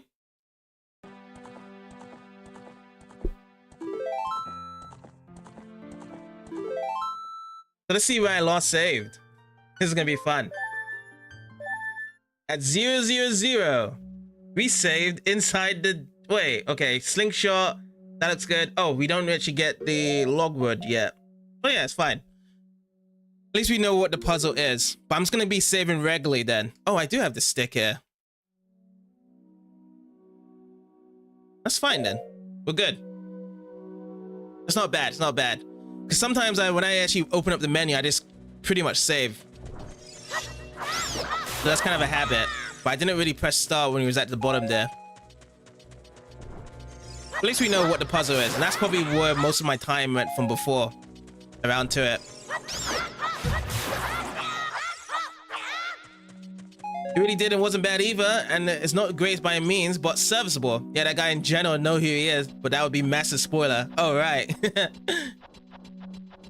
That's what's part of it, because when you're making some really good progress, you're talking to the chat, you tend to forget to save a lot. True, yeah. Games like this is all manual save, isn't it? But I'm kind of glad though, because sometimes when I'm trying to get out the menu, it's pressing B with the save button. And I always think that pressing B on a game is just to cancel out, and it just helps out that it's on that button. So I just keep on saving when it's actually prompting me to save there. Yeah, the game can't auto-save. It's all through manual saves here. Let me see. Is this a place I need to go to again?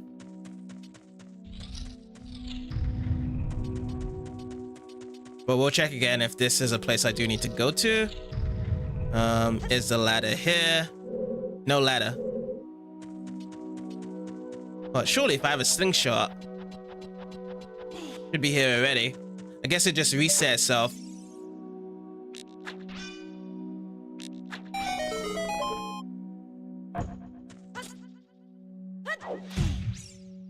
Yeah, when was the first Zelda game that actually did have autosaves? Was it Wind Waker? I don't think even Wind Waker had autosaves. It was just manual save in that game, right?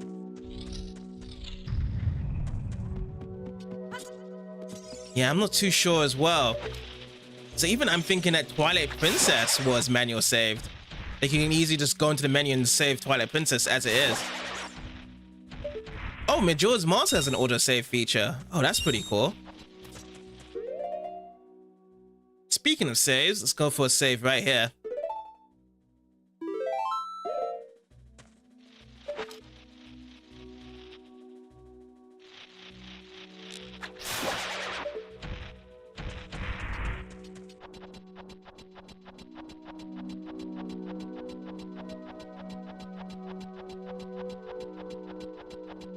But yeah, if it does pop up the error, there's gonna be a way to solve that out as well.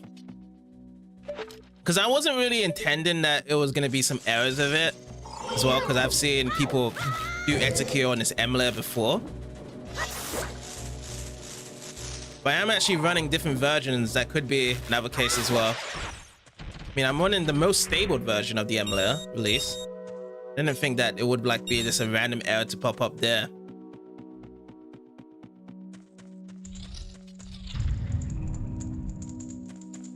Okay, so, okay.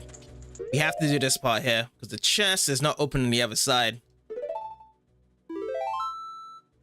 Never know what happened. I had someone in another stream where they were playing this game and she actually kicked her cord and caused her game to crash. Whoa. She had to start all the way from the beginning. Oh no. Oh, that definitely sucks to start all the way from the beginning on that. Just from one accidental kick cord as well. Oh boy. Do I have another chance or do I have to just reset the puzzle yet again? 4 hours of gameplay with no save? Surely there should have been a break there whereby there's a bit of like a break just to take it and then just like be like, oh yeah, let me go some save real quick. Yeah, like just 4 hours of straight gameplay. Holy smokes. I mean, yeah, I do 4 hours straight gameplay, but I know that I just have to pop the save every once in a while there. Destroy that gold school teller. You destroy the token, provided that you destroyed it.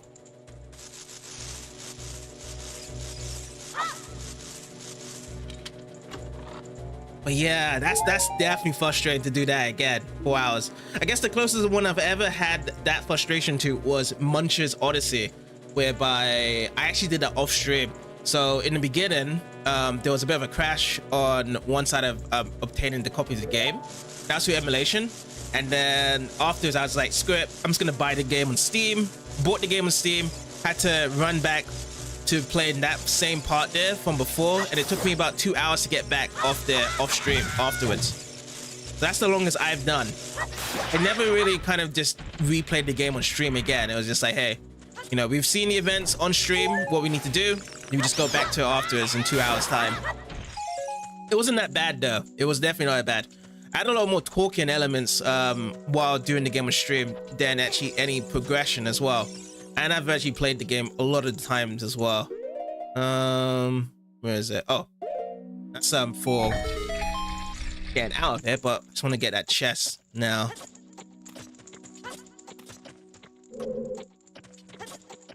Okay, good, good, good.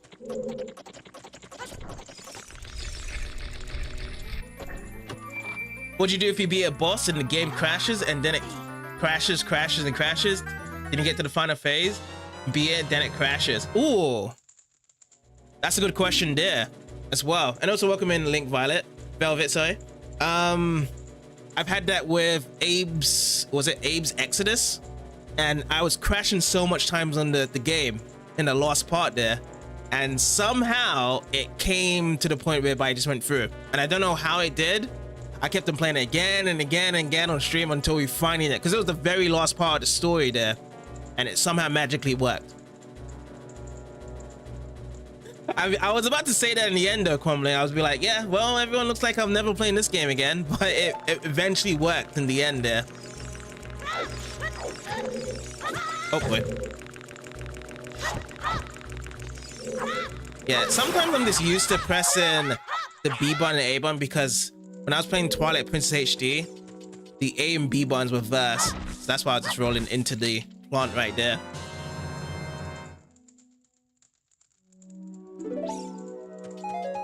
But yeah, crashes do happen. And I always try and take some research before I just put a game in, if it is through emulation as well. If it can be done from 100% from start to finish on emulation, then I will play it. If it doesn't show, then I won't play it as well. So there will be some other occurrences that do happen that isn't a part of the script when it does. There's always going to be a workaways around to it.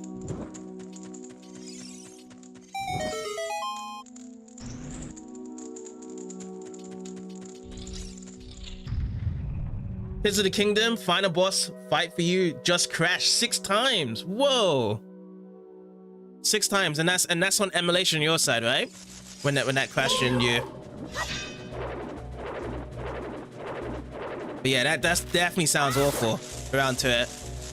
I've never really wanted to emulate Switch ones. I think I only just emulated just Twilight Princess Skyward Sword HD. That's about it. But for the new games, I think I'm just gonna just run it through real hardware. If I can get myself a Switch first to get that. So I know there's gonna probably be a lot of problems through emulations doing that way.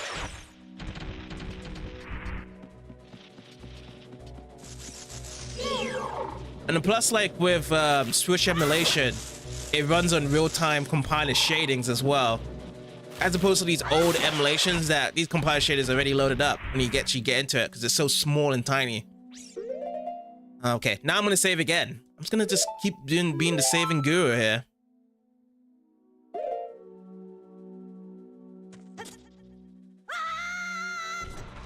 Woo! Okay, I have to angle my jumps better. Talking about the motion controls for Skyward Sword, and funny enough, that was the main complaint on why I didn't like the game. Really? Did not like the game because of the motion controls. Motion controls are fantastic in the game. That's in my opinion, really. I actually liked it. So much elements. I think the whole package was great when I played it. I know it wasn't a good thing whereby what's his name? The main Nintendo guy, Shigeru Miyamoto, had some funky experiences at E3 when he was showcasing Skyward Sword, but I had no problems at all. I had Re-Motion Plus though as well. I didn't have the normal Re-Motion controls. I don't know how much that would have been a helpful thing at that point there.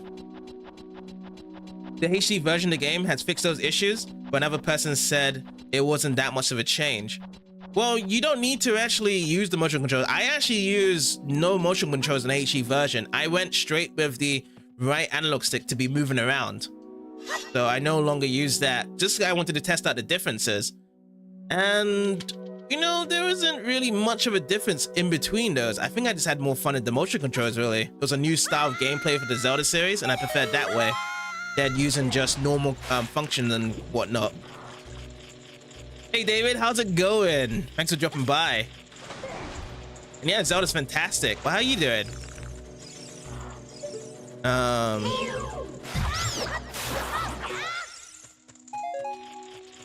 You're not sure why people haven't been using that then? I don't know, really. I really don't know.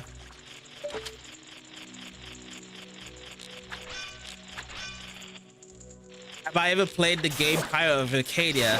Now that's a new game, David. I have not actually heard of. I've heard of Skies of Arcadia. It's a Sega RPG back on the Dreamcast. Ooh, did it crash again? I think it did. Whoa, now it's just crashing all over the place now. I actually have no error this time around. It just crashed.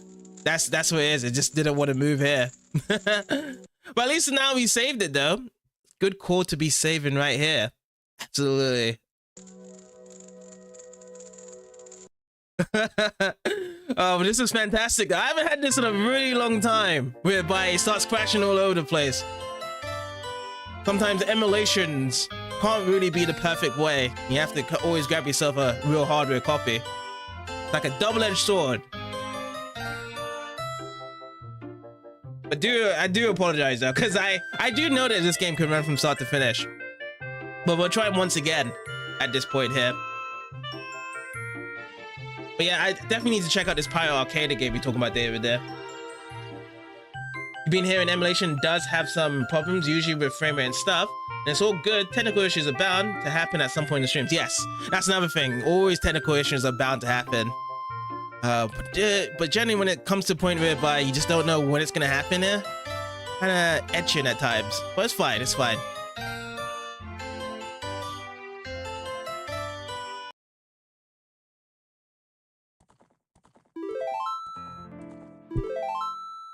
Let's try this once again. I do have other emulation options though. If it doesn't work on this, luckily there are other options I could try out as well. Okay, so, ooh, kind of just started there a bit. But I really want to put my attention on this one though, because maybe it might be some sort of emulation option I need to check out for. Because do I have my memory card pack on? I think I do. You know, the extra extension pack on the N64. Because I was playing a bit of Perfect Dark on this, and that's what's a requirement. So I don't know if there's a requirement you need to have the extension pack for this game. This game came out 2 years before Perfect Dark.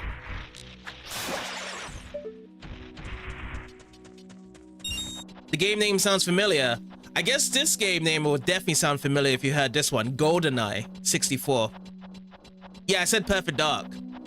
Perfect Dark is the spiritual successor to GoldenEye 64 if you've heard of that game. Perfect Dark came 2 years afterwards. Yeah. So that's like a game I really like playing on the N64 so much. It's one of my personal favorite games of all time. And that game was needed an expansion pack. Be good. Okay, so let's try this again. And up, going down.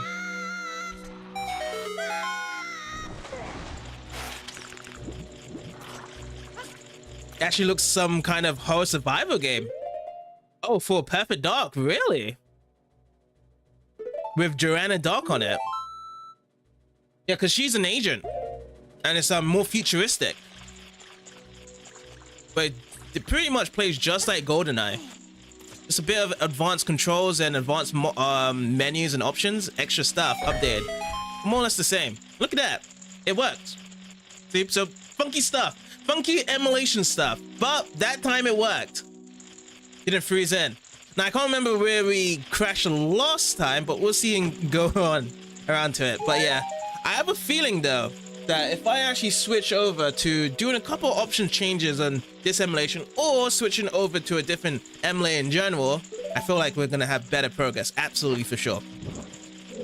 Like, we're not gonna see too much of these wacky stuff that happens over there.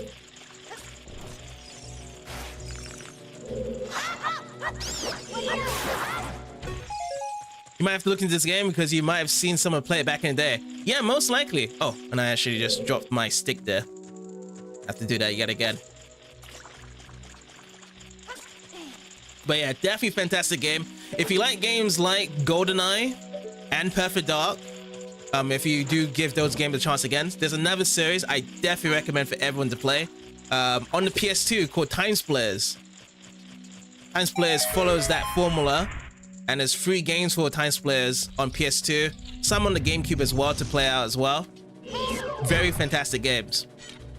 Sad that the last project for Time Splitters is cancelled because there was supposed to be a new Time Splitters game coming out and they just didn't have it. Like, the project just decided not to do it. Sad enough. You definitely remember that name. Yes, Time Splitters is such an amazing game. I've only played from start to finish Time Splitters 1. I do need to actually get to Time Splitters 2 and 3. Actually, no, wait. I have actually finished Time Splitters 2 as well. I finished both of those games. It's really future perfect. I've not played the third one. But yeah, that game is very, very difficult.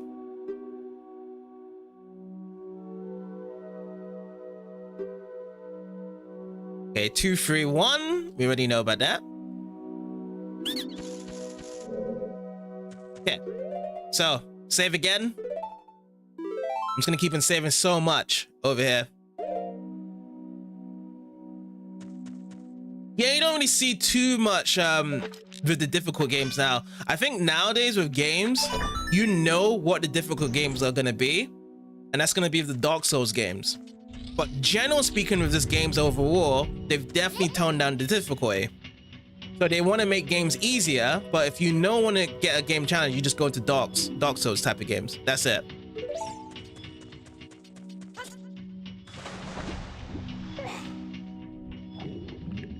All right, let's dive in.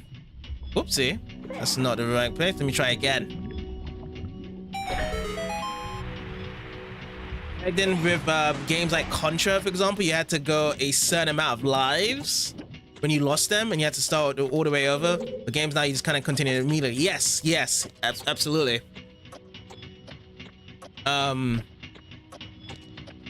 back then, as you say with Contra, these were all arcade games, and arcade games are intentionally supposed to make you pay more credits into the slot machines to keep going again and again at those points there. Whereas now we're just in console games and we just have autosaves and whatnot. So yeah, but at the same time though, we had games like, you know, mid 2000s, late 90s, that were home console games that were really hard. Like take for example the Mega Man games. Very extremely difficult games, home console, not ready for the arcade. But they definitely give you a challenge, for example. So yeah, I definitely feel as though the difficulty was higher in these cases here for video games back then. So you can't really just complete it all in one go as well. Let's see. They make me grab again. Oh, I can just climb up here. You wish you actually had hands on the Mega Man games because they do look fun. Yes, they are very fun. I've only played the original portions of the NES ones. Wait, let me go over another save yet again. I played the original NES ones, and I've played a couple of the X series. Like I played, I think, Mega Man X with the PS1, but I've just recently played both the Legend series and Misadventures of Tronbon. So I've actually completed the series for Mega Man Legend series. Really fun 3D Mega Man games. And I'm actually looking forward to actually playing more Mega Man games in the future as well. But yeah, they definitely provide good challenge. And it's a good trial and error that we definitely are missing out from games nowadays.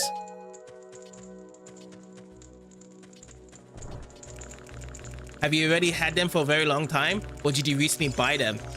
I've had them for a very long time, so if I've ever kind of replayed games, and I always like to replay games as well. I don't like to jump from game to game without really replaying them every now and then. So I played them from like probably a couple years ago, and then I come back to it as well. Was this the place whereby we froze? I think it was, right? This was the error here. And then it just crashed. Yeah, it was. Yeah. Okay. So it's better now. I guess we're probably going to see lots of crashes, and then we have to just go back to it these times here. But I'm going to definitely check off stream later today if I can actually speed up in any of these cases to actually avoid these errors. Because it must be something whereby the emulator is triggered by some new instance whereby I'm running into something and be like, hey, don't do that. And if I can just find the right option right now. Because I have twinkled with this emulator before for certain games. And it's probably not liking what I'm doing with Ocarina of Time here. But then again, the N64 emulation scheme is pretty not good compared to every other consoles as well. So we're actually expecting that. Oh, Navi, you can actually tell me what we have here. Golem Lava, look out for when it's ready to pounce. It does sound a little finicky, yes. Yeah, it's not the greatest of spaces with N64 emulation, even though it's improved a little. The best experience though, I guess, is the cores. Like people say, the parallel cores for N64 is probably the best spot, but I'm not even using that right now. Oh, the PC port if it gets too much. Oh, good point there. I need to check out the PC port. So it's the PC port just like one for one. You just like put it in, it executes the program, and it runs just like the N64 version. Because I had the PC port for Perfect Dark as well, and it runs amazing. I guess I have to burn this, don't I?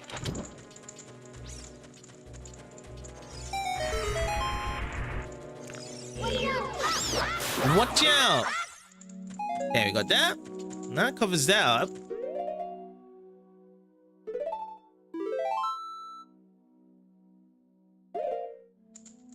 Just use the one once and it's set up. Okay, yeah. So that sounds just like how my experience was Perfect Dark. So that sounds fantastic then. Oh, you can even change the link tuner. Okay, definitely later on I'm gonna check that out. I like the sound of that. And if I have the that must mean that I can easily copy over the save file, isn't it? So if I'm using this save file right now, it probably reads the exact same file. I can just move it over there. I can just start where I'm just left up from here.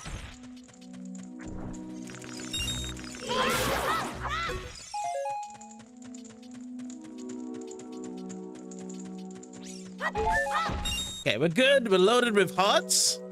Oh yeah, we need to burn up there as well.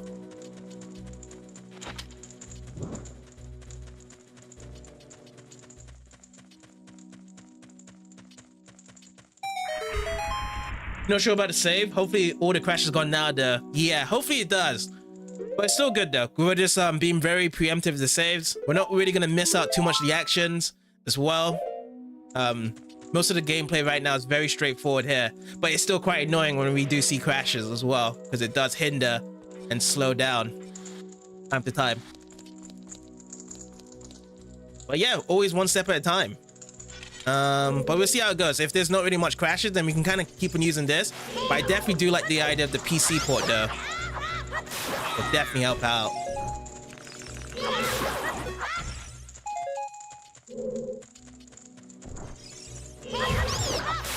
Okay, do we have to jump down here? Let me see. There is no water down below. Was that water? I think that is water. It's moving a bit. Okay. Maybe you have to jump from a high place here. So we have the boxes. Okay, so we're up here. Need to push this box.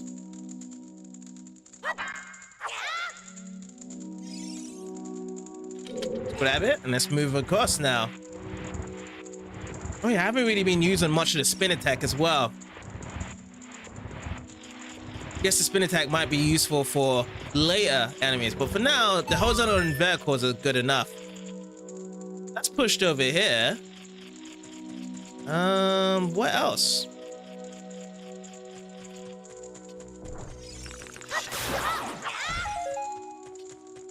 Let me have a look again. So let me check. I think it's just the flames, isn't it? Just the flames. Oh, this is just to get to this area again because I need to take care of you. Okay, I know what this cube is for.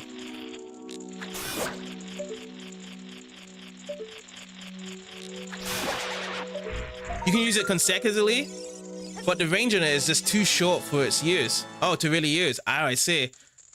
Perhaps if I get a different sword late into the future that's a longer length, that'll be better, right? It's just right now, it's not really optimal to use the spin attack.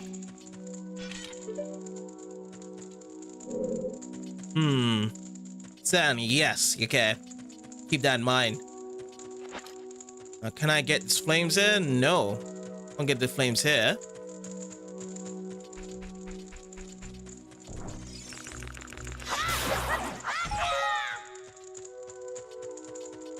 And how easy it would be to repeatedly use in a clockwise formation. Maybe I have to... Let me see. When can I do it? Oh, this one is holding it. And I do the spin. Oh, you can actually do it there. Oh, I see. So this is what I'm doing now. Clockwise formation is coming out.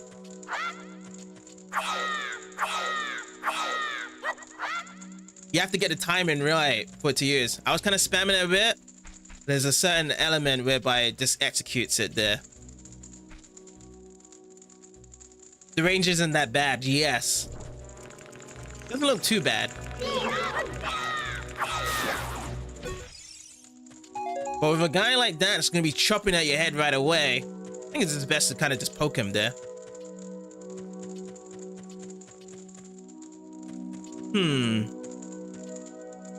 Definitely need the flames. Guess the only flame I can get from now is just using this.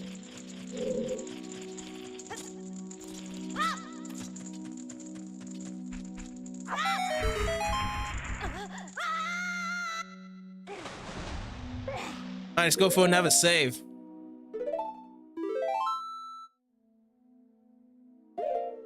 And speaking of which, I want to check out the map if I've gotten all the treasures, because there was one treasure. First floor, not first floor, second floor. We missed a treasure in the second floor here.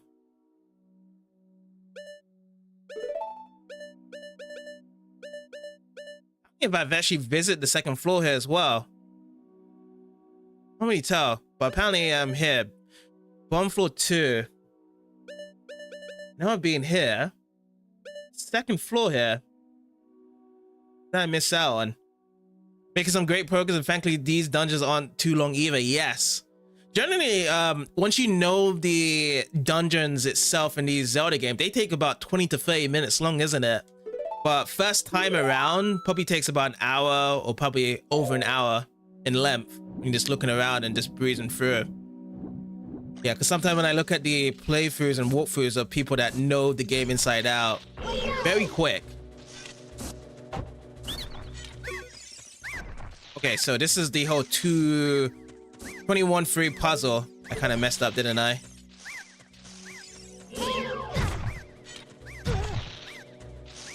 So it should have been this one first.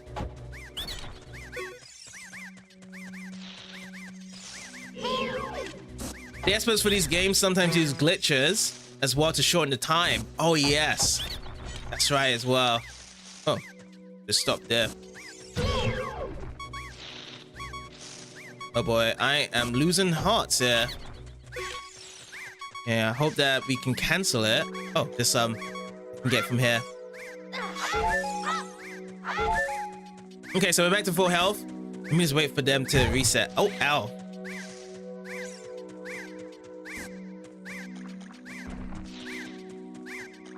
But I like to take the time though. I definitely like to take the time. Even if it does take me 3 hours to finish off the dungeon. As long as I complete it, I complete it. That's what I like to see it as. You know what, I'm gonna take you out then. Okay, so that's done wrong. Let's be you first. Then you're next.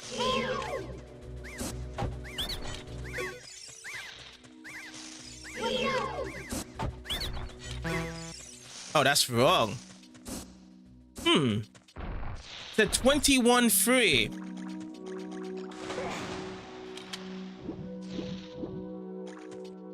21-3. Is it based around the positions or is it something else different then?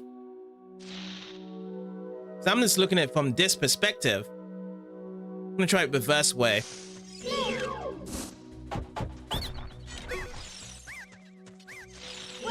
Oh snap! It actually changed if I've crashed it? Really? So it's not the same? Oh no. Okay, I guess I have to go back then to figure out what the number is.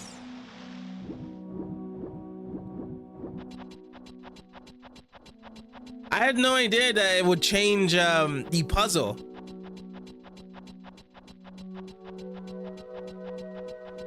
That's cool. There are RNG puzzles here.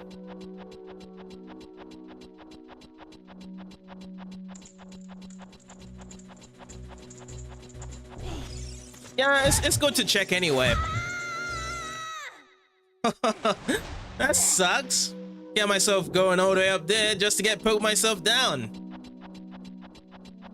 Fun. But yeah, so far so good though. The crashes hasn't been a while at all. But don't you just love it whereby gameplay elements happen like that? That they conveniently put something there just to kind of just troll you to get yourself back down like that. Yeah, thank goodness for that, yeah.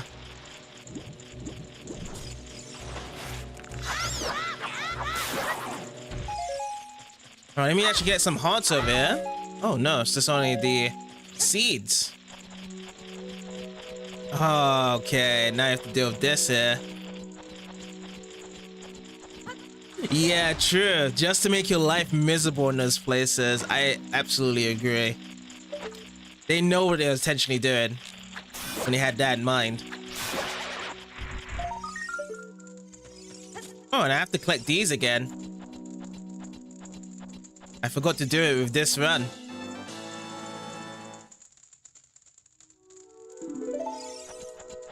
Especially for those games when you end up losing, then it respawns you in the spot you literally just lose from and you lose again. Yeah. Yeah, that is absolutely true. And that is one present thing that always happens in Mega Man games as well. That's what makes it so invigorating when you defeat an area and it just respawns enemies like that. I get it so much from the Mega Man games. Just keeps them teasing you like that.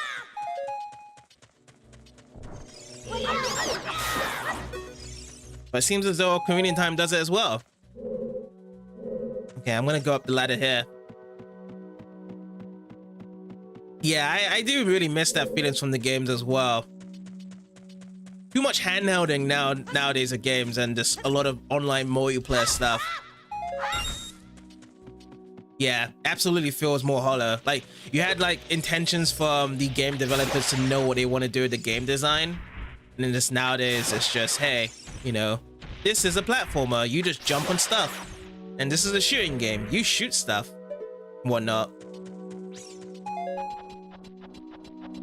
But yeah, all this little incy-bincy stuff that's so cool in games like this really makes it more memorable. Wait, I think I should go back down. I think it's on this floor to speak to the guy, right?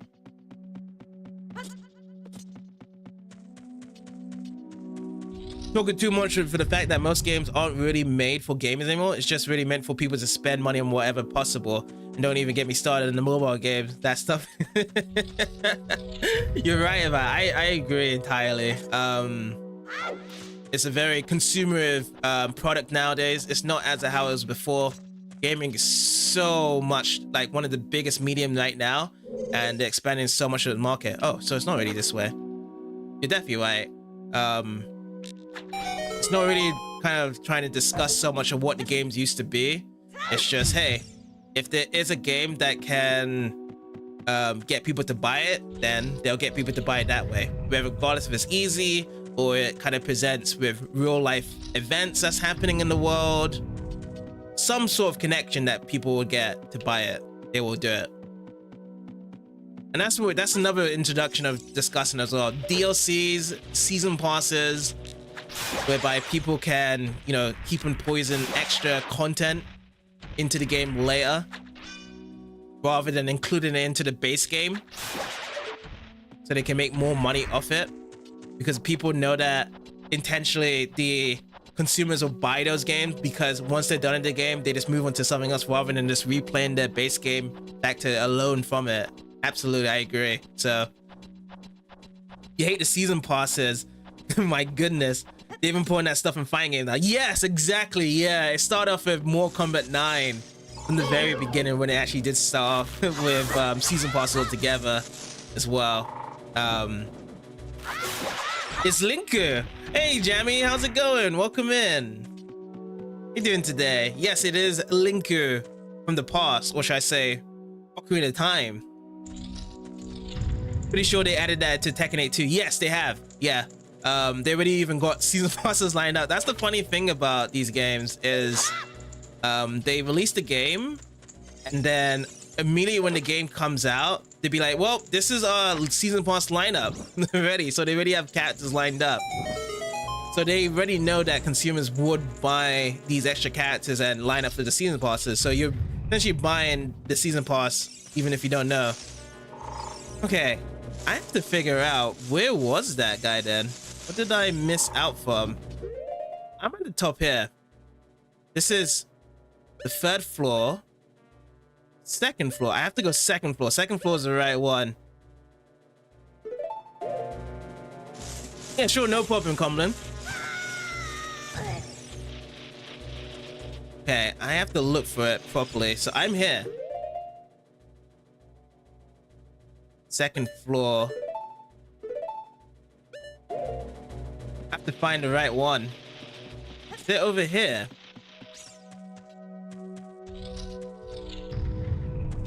I think it is, right? So if I put it up from the map here, it says I am missing something here. I'm back over here.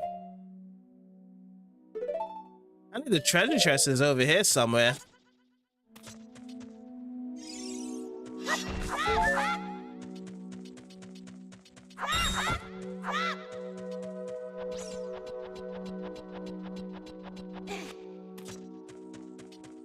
The chest. What else? Like it's supposed to be in a corner?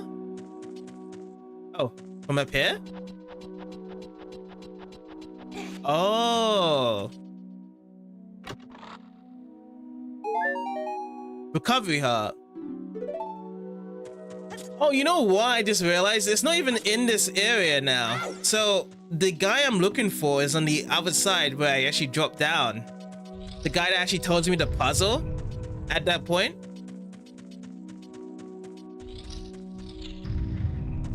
That's what I need to do. I need to go through, don't I? So if I go through here, I'm supposed to fight it in this section here. And this is the door I'm supposed to go to. Okay, now I'm gonna get the answers from this guy.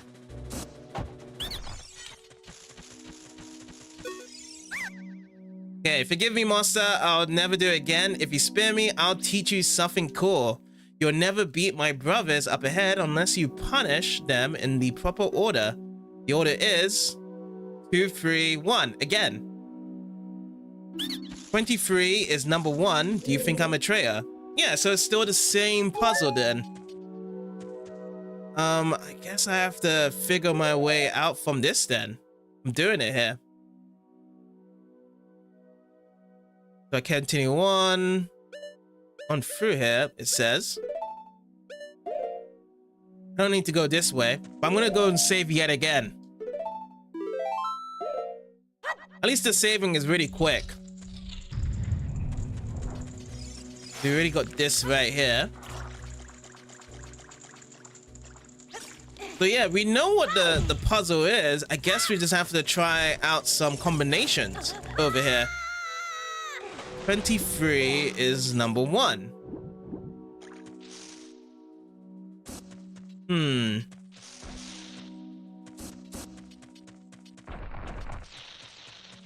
Well, let's see this. Let me try this yet again. Maybe from walking to this guy again. Okay, I'm getting hurt. I'm getting hurt real bad. Let's see this. So 23. I'm gonna do this in this order yet again.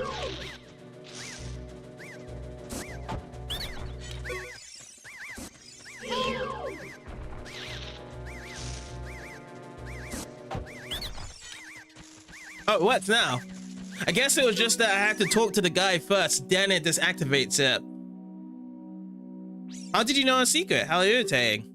It's so annoying that I'm going to reveal the secret of Queen Goma to you. In order to administer the coup de grace to Queen Goma, strike with your sword while she's stunned.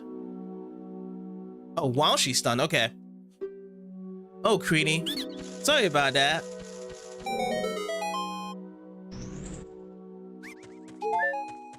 So we need to figure out how to get stunned here. Okay, that's a save. Do I need to go inside it or... Okay, Heartsease over here right now. Coupled with rubies as well. Alright, I'm ready to go in. Is this the boss room? The first boss?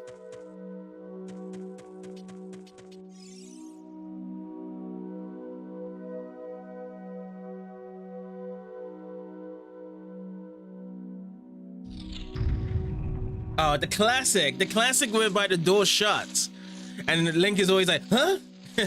I love it all the time, whereby you just can't actually get out and the door just shuts on you. Typical fanfare craze from the Link, the Zelda games here. Alrighty, so it's dark, stuff is squatching on. I think now we're gonna see a cutscene. If I look up, you're like, oh, it's a big spider with a giant eyeball. And look at the eyes on it. It's not a Sharingan. It's not a Rinnegan. It's not even a Bakugan, it's a Goma. Alright. So we have to try and make it stun. Or do we just fight it right away? Let me see what Navi has to say. Goma is one of the parasitic monsters inside the Deku tree. Its eye is vulnerable when it's red.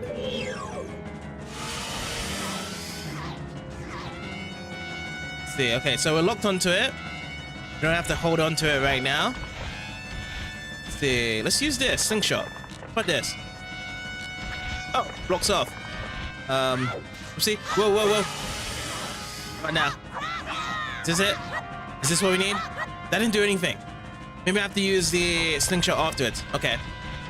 Oh, it's gonna go climb up now.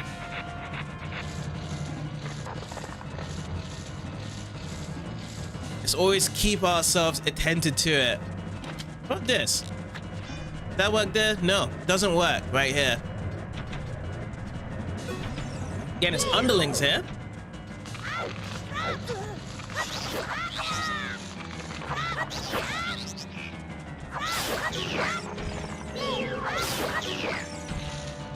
There's one more. Gotcha. But they're all just dropping out rupees here.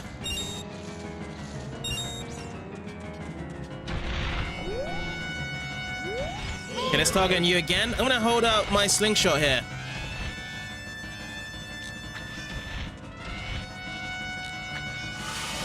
Perhaps when it's doing that. Okay, let me try it again. Did it feel like I was doing anything there? I can't tell. I'm very low. Alright, let me actually get some hearts here. What's game over?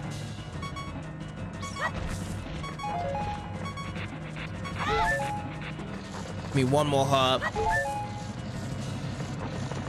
Yeah, when it's stunned. Could this be stunning if I just roll? Is that something that will help out? Want to drop down? No.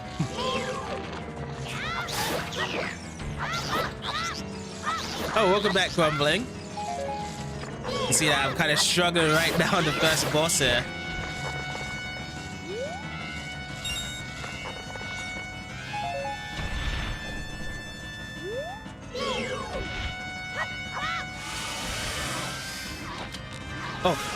Oh, got it. Okay. I got the winning formula.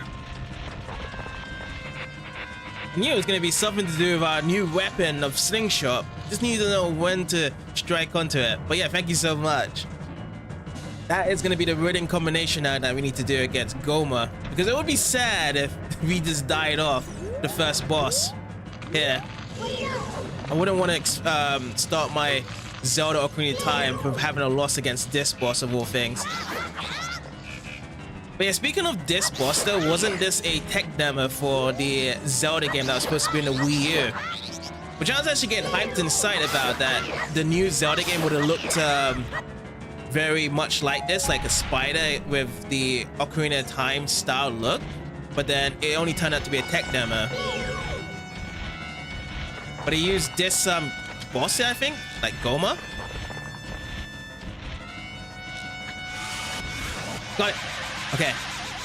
We'd have to ask an expert about that. Yeah, because if you actually search onto YouTube and just put in Zelda Wii U tech demo, there was a really cool showcasing of it, and I was really excited. I'd be like, whoa, this Zelda game looks really cool.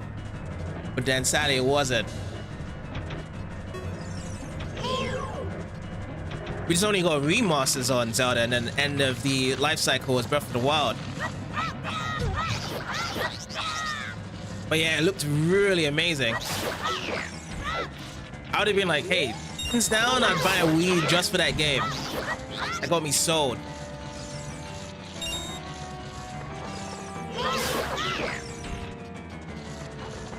Oh, hello, Hotsies.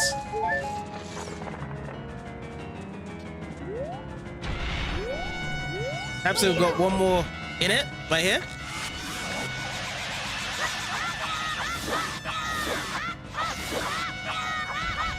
Okay, still more.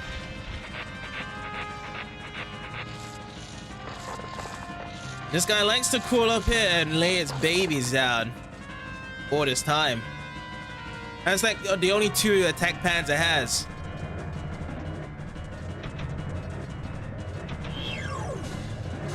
Kill it right away. Oh, I can. Oh, wow. I don't have to wait for it.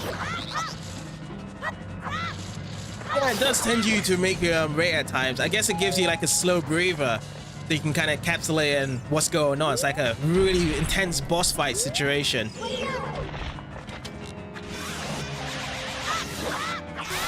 Okay, finally. Sliced down, defeated.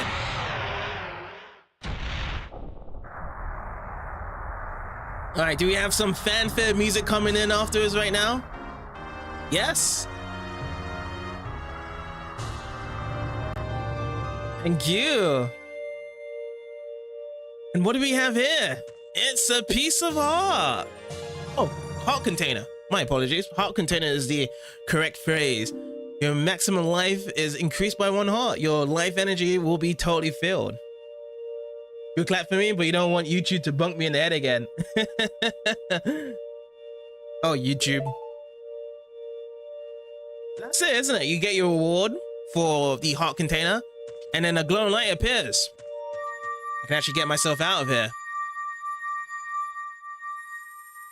But yeah, I'm hoping that I can find all the secrets of the heart containers here in this game. I really do hope so. I like to see as much hearts on my side of the screen. Yeah, that's always one of my favorite parts though, collecting heart containers in Zelda games. Funny enough, I could achieve that boss probably by using the Deku seeds. So when you say Deku seeds, are you talking about like without using the slingshots and it's just throwing the Deku seeds alone, or do I had to just use that combination I was doing before? But I just had to do a different approach there. Oh, just the regular ones. Oh, I see.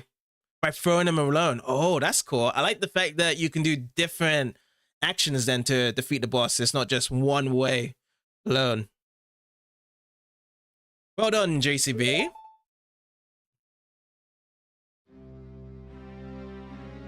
Ooh, the menacing theme is coming back again. Thou hast verily demonstrated thy courage. I knew thou wouldst be able to carry out my wishes. Now I have yet more to tell ye, wouldst thou listen? Yeah, and fun fact, Deku sticks do more damage than Kokori sword. Whoa! Then why do we need to bow a sword in the first place? We can just pick up a stick. Because I know in this moment he does get upset. It's too bad Link in the older games doesn't get much facial expressions. Oh yeah. That's what I loved with Skyward Sword. It really did show so much good facial expressions of Link now that you reminded me. Oh my god. That's so much good facial expression in that game.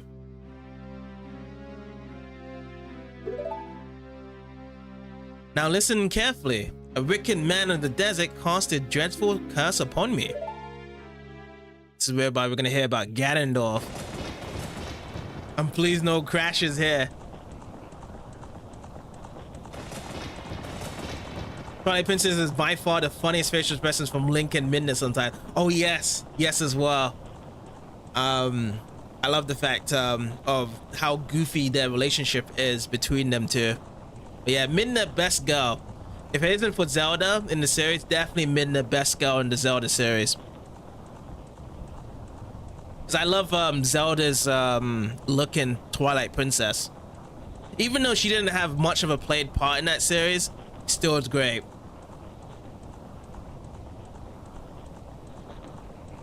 You surprised I like Zelda because she's around? Because I actually played Smash Bros. Brawl as well, and that was one of my favorite characters to play around. And just that design alone was my favorite one.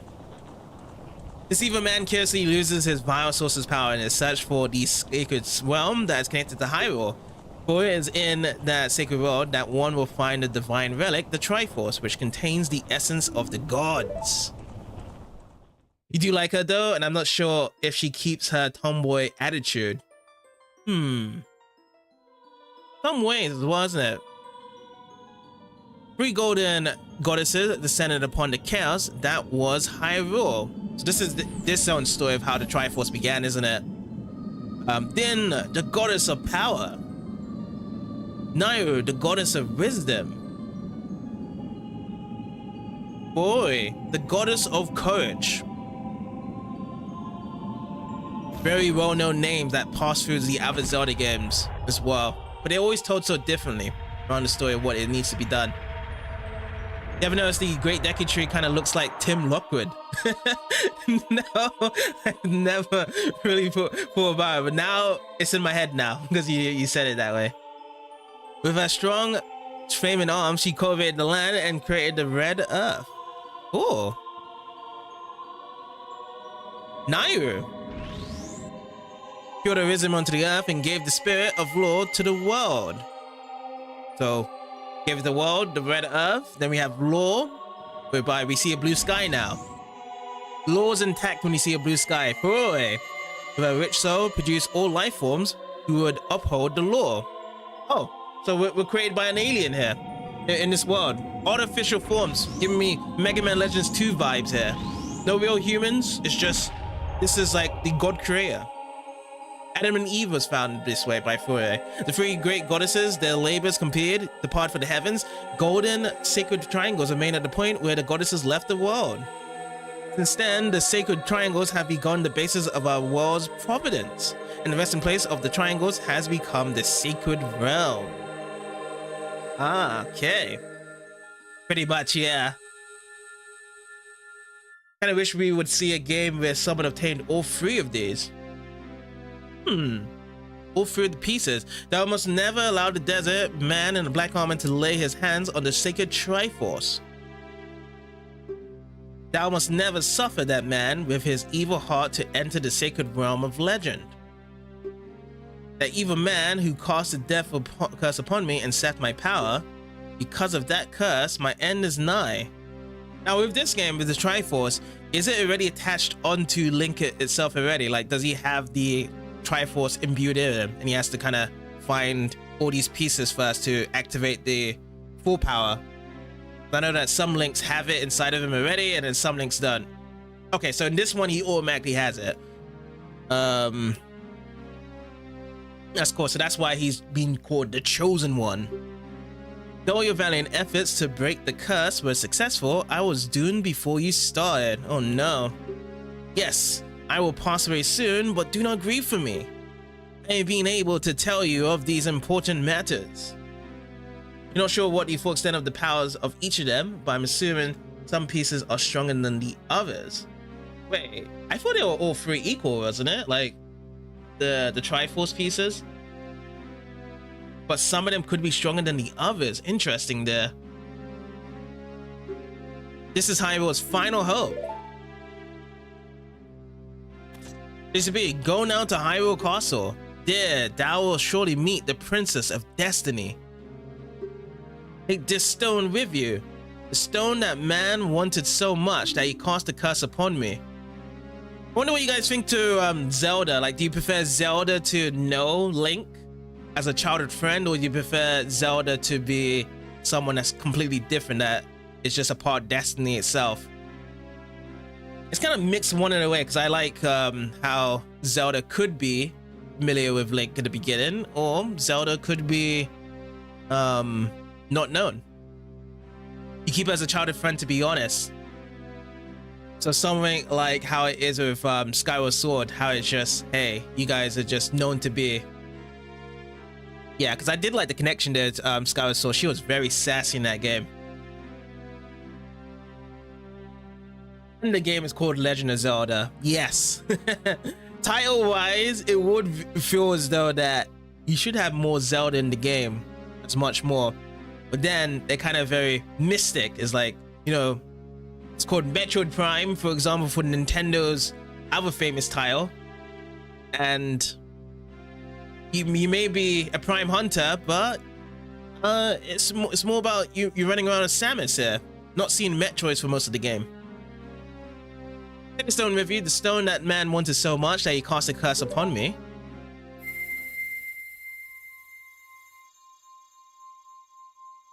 Voila!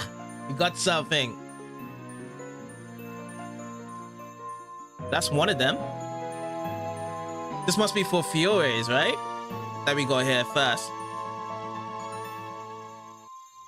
Because I know we all made that mistake of calling Link Zelda. I've made so much mistakes of that.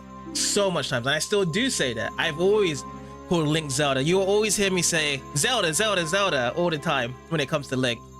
Every single time. I always make that mistake. And I don't blame anyone making that mistake as well. Because let's just say you play so much different video games, and you come back to this game series, and you're just like, oh yeah, Zelda, Zelda, Zelda. Because it's in the title. But it makes it better though, saying The Legend of Zelda rather than The Legend of Link.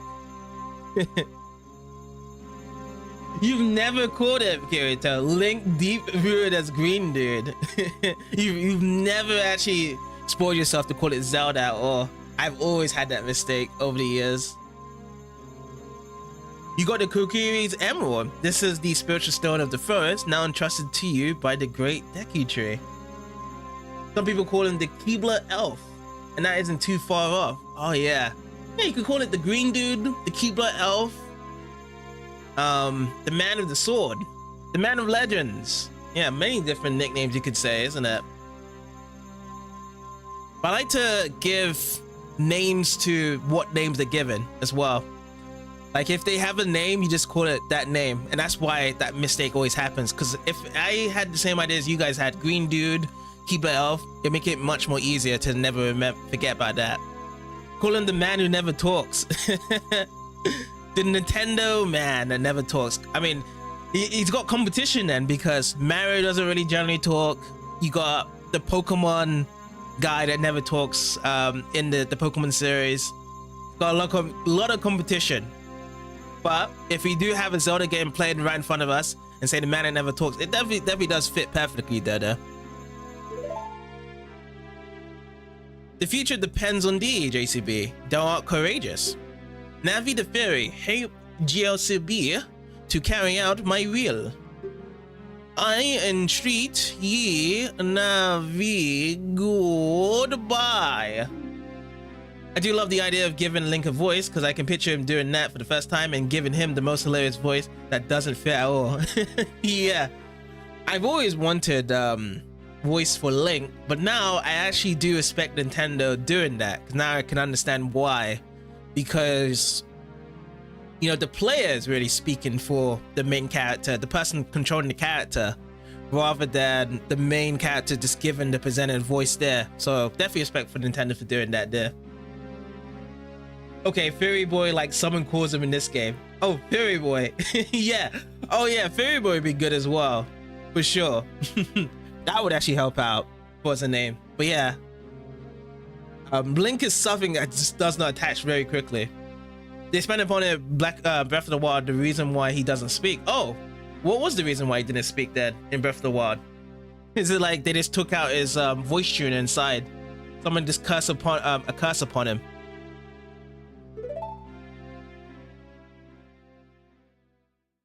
Okay, so what do we have? Okay, so the Great Deku Tree is gonna die out. Unfortunately, time is out, but we did get the Kokiri Emerald. Sadly enough, rest in peace. I'm sorry to see that happen. And of course, Navi goes, "Let's go to Hyrule Castle, JCB." I mean, it's a sad moment for a thing to die off, and you guys are just like, "Hey, let's carry on." I know we don't have any emotional attachment, but it's always a sad thing to see someone just die off in front of our eyes there. If only that was the true lord, the voice tuner. That'd be great. It's the pressure of having saving the world, so it's like his defense mechanism. Oh, I see. So it's kind of like a phobia then, that we can say then for Link. He's really scared. Interesting. Which makes sense. I can see that being a good valid reason there. Goodbye, Great Deku Tree.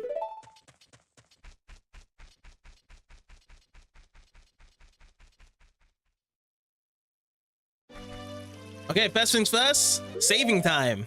And I'm so glad no crash happened in that cutscene, because that cutscene was great. Oh, we have to speak to you? Okay. Hey, JCB, what did you do? The Great Deku Tree, did he die? How could you do a thing like that? It's all your fault. Oh, that makes him sad. I say that'd be different for the Links because this version of Link actually wanted to be a hero. There's actually a drawing of Link fighting off a monster on his home. Oh, right. Oh yeah, that could make sense, whereby the Breath of the Wild Link is a different Link anyway, based on its personality. So that one is more courageous than this one, Ocarina of Time one. Yeah, so maybe there might just be different reasons overall that, like for separate Link games, or not Link games, Zelda games, separate Zelda games. It could be around to it. The other idea is Link gets other NPCs to chat for him. Yeah, it could be. Whereby you just have a piece of paper and a note and be like, Link, say this line. This is your next line as well. It's like, oh, you don't want to say it? Okay, I'll say it for you. Where you going? To the castle? Where's the castle? This was the shop right whereby we can just buy some extra stuff here. So let's see if there's anything cool here to buy. But it's nice to see that the dialogue is changing here as well for everyone. Believe your shield, will you come back? Oh, yes, I will be coming back here. About to be losing my shield. Link actually does have some attachment with the Great Deku Tree because he's pretty much the only father he had since his parents ended up dying. But wasn't that the first time that the Great Deku Tree was ever to see Link there because he didn't have a fairy? Or was the Great Deku Tree was able to talk to Link before not even having a fairy at this point? Because that guy was not allowed us to pass through at all. Deku Seed. I don't think we need any more Deku Seed. Now what's this one? Recovery Heart. Okay, we don't need to get that one either. Deku Stick. Deku Nuts. I think it would just be good for it as it is because we don't need the bow and arrows quite yet. We're coming back to that. Oh, so you was able to talk to him well before then. What type of talking was it? Was it just like he would run up to the tree and talk to him? Or was it like from dreams itself? His mother ended up fleeing the war and ended up in the forest where the Great Deku Tree was, and asked the Great Deku Tree to look after Link. Oh, right. Ever since then, he's been taken care of. Oh, I see. Sounds like a Naruto moment when the Ninetales was entrusted to Naruto as a kid, and then Further Kage had to take care of him. DCB, are you going to go away? I might be getting the official Twilight Princess manga when it comes out. Oh, when is it coming out? I haven't heard about that. It does. Never thought about that. Yeah, it just popped in my mind the way how you said it there. Because yeah, it makes sense as well by the treatment from what the kids are like in this place. They've been teasing Link just because that Link doesn't have a fairy as well. Naruto himself was a goofball and all the kids were teasing him and saying that, you know, he should not be speaking to that weirdo, so he was being abandoned. And I guess Link may have actually felt that treatment, but then again, Link does have Syria, whereby Syria was a good friend to Link, right? And these people are talking to Link anyway, normally. I don't think they had much of abusable treatment as a kid, as comparison. I don't need to go up here, do I? No, I do not. Where else can I go to?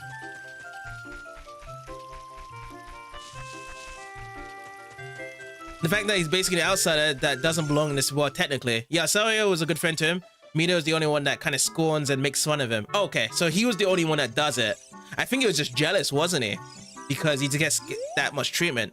Hey, what do you do in my house? I was here before. You don't really have anything to knock into as well. You just allowed myself in, technically. What? Where are you going? To the castle? Where's the castle? Let me try over here. Oh, this is the know-it-all's place. Which I don't think they're gonna have anything different. Except for smashing these pots here.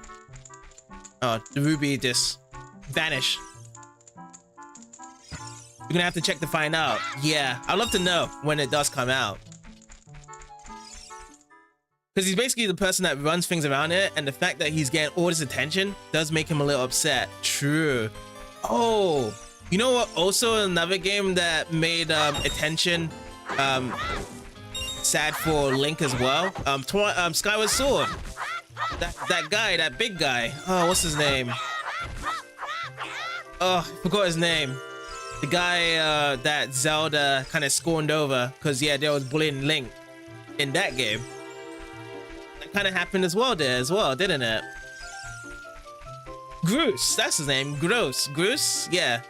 And then Groose's character change really great in that game later on. But yeah, he didn't like Link at all. Let me see if there's any updates to my house here to check out. But yeah, thanks for stopping by, Kirito. And have a good rest of the day on your side. Get up and throw.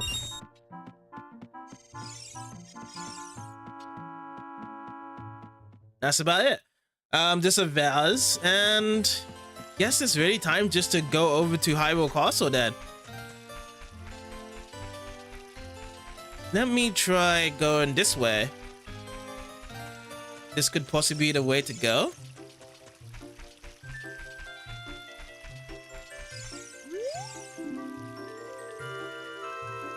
Forest folk shall not leave these woods. Pathway phone, please. That would be great. Communication. We Kukui will die if we leave the forest. You're not going to try to leave the forest, are you? What does he mean by the Kokoris would die if they leave the forest? Is that something happen to them? Like they're just embittered with a curse? Like if they did leave, they would die out?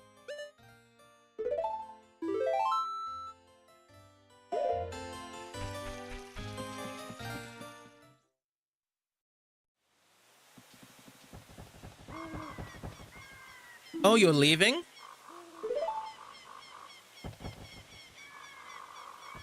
Oh, that's the magic of the woods. The entire point is to avoid corruption from the outside world. All right. So that's why she hindering them from doing that. But with Link, he's able to get out from the magic. Right now, since we have that item here. I knew that you'd have to leave the forest someday, JCB, because you're different from me and my friends.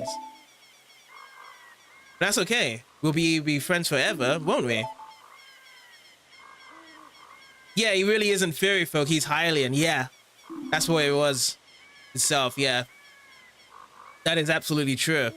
I will need to have this ocarina. Please take good care of it. Hey, now we can blow and play music. Be great. Now we can actually see what our favorite songs can be as well. You see the fairy ocarina. This is a memento from Saria. Set it to C and press C to start playing it. On the select item subscreen, you can set it to left, down, and right, and then use that C to start playing it.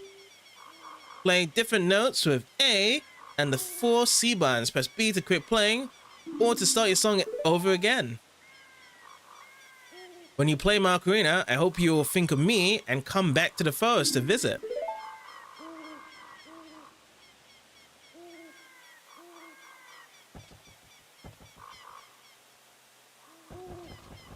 Why does it look like he was kind of scared for a moment there when he was kind of like dragging his feet back after getting the ocarina and then run away like that?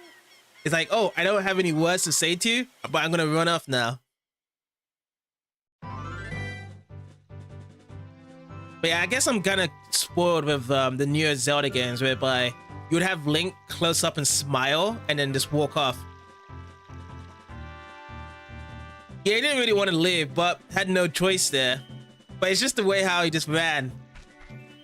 Kind of got to me. That was a good idea. That would be a good idea, yeah. Let me actually get my ocarina out.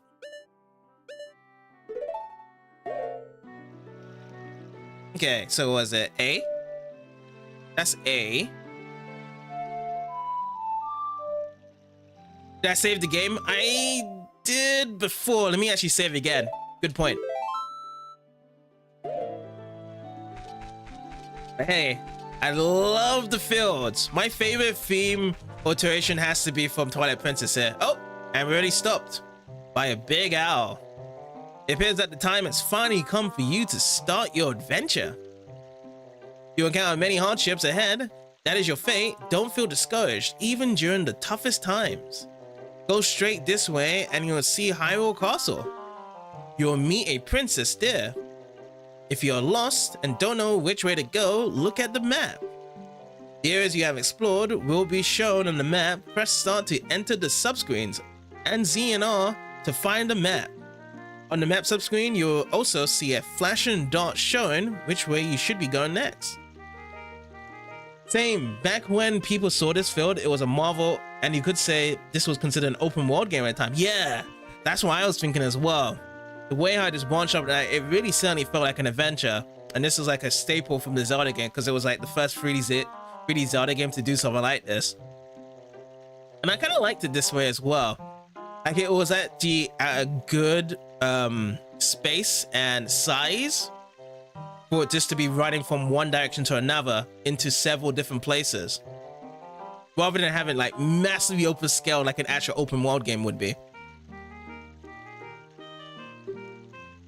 Did you get all that? Yes, I did. All right then, I'll see you around. Hoot, hoot, hoot, ho. Really, I guess it just kind of had the design already from Pokemon and just put that there.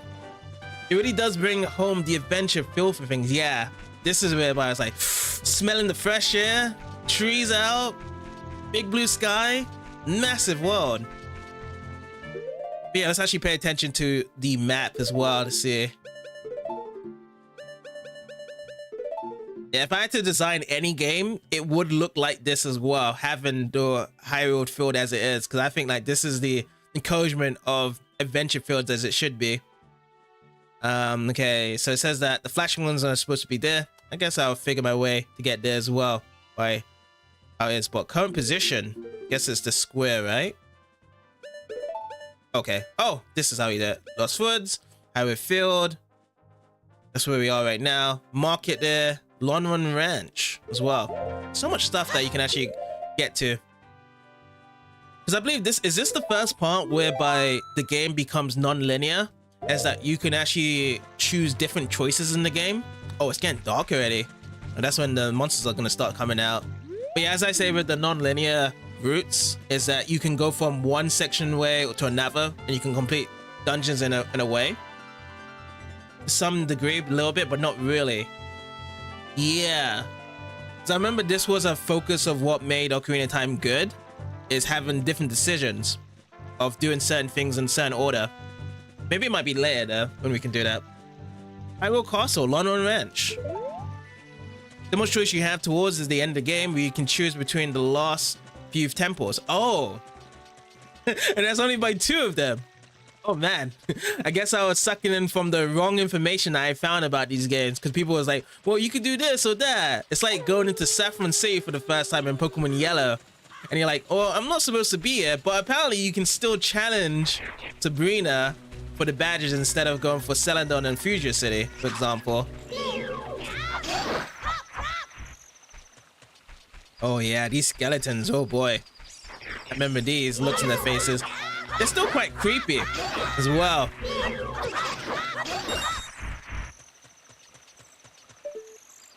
If I follow this pathway, we go into the castle here. All right. I'll give it a quick save as well. These games give you the illusion of choices, even with the dialogue options. Oh, really? I always feel like with the dialogue options, even if it's put yes or no, they will generally say the same thing. But do they say different things in the dialogue? So if I said no to the Deco Tree, he'll get mad and be like, well, I'm not going to tell you my story anyway because you said no. That would be funny if that was.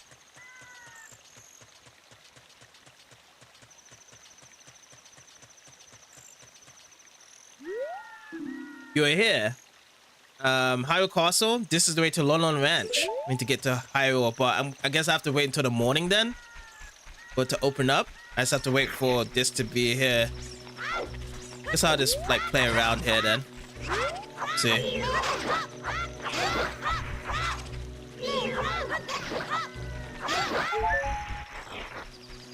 More still coming, climbing around here. You still have to click yes in the end. Oh, right. So there might be like a quick short dialogue. And then you just have to say yes again.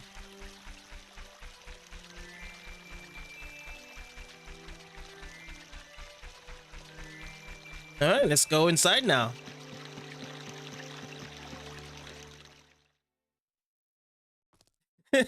You literally repeat the same thing. So it's trying to tell you that as soon as you stop being stubborn and saying no, you'll finally get your way to go through the game. Welcome to Hyrule Castle Town. It's a peaceful, prosperous town. The game eventually gets what it wants in the end. It's like, you're not the boss of me now.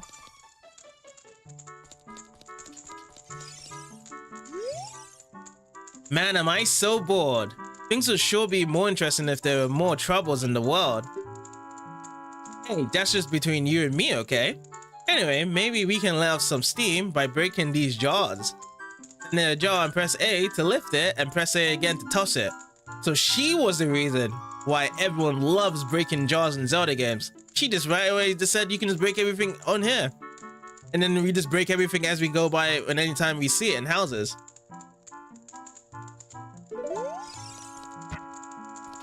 You do get that lower eyes, but it's John to see it happen. Oh yeah. There were some other games that did that too, like Pokemon Colosseum and Gale of Darkness. Yes! Absolutely, yes. Yeah, I did play both Colosseum and XD Gale of Darkness recently. Well, I played XD Gale of Darkness back in March. Colosseum was back in November. But yeah, I do remember those choices whereby, yeah, you have to say it. Yeah, that was fun because I always wanted to test out the things if I do refuse or say the other things. But yeah, I now remember as well there. But yeah, both of those games are really good for the Pokemon series. Sad to see though, there's not any game like that for the Pokemon series. They just kept with the mainline series titles. Those games were pretty unique for its time. I wish they would have to let you go down these routes. Yes. That would be great if that was the case there. By the way, do I actually get a reward for doing this stuff? Or is that really anything special by doing this? Can I use my sword? Oh, that'd be better. I use my sword instead. I guess the reward is just getting mini rupees inside these vases right here. I think the other 3D Pokemon game we got was Pokemon Battle Revolution, but didn't really have any story. Yes, that's as well. Yeah, I'm very sad that, you know, Pokemon Battle Revolution was just an idea of a game just to have online function only. Because it is technically a story in Battle Revolution, but it's very, very short. Just going through Colosseums and just defeating Mysteria in the end. That's about it.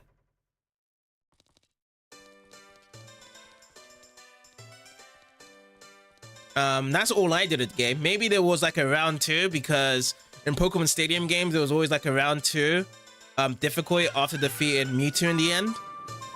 Go further into it. But it's always just a repeat of the same thing there. I'm late for a very important date.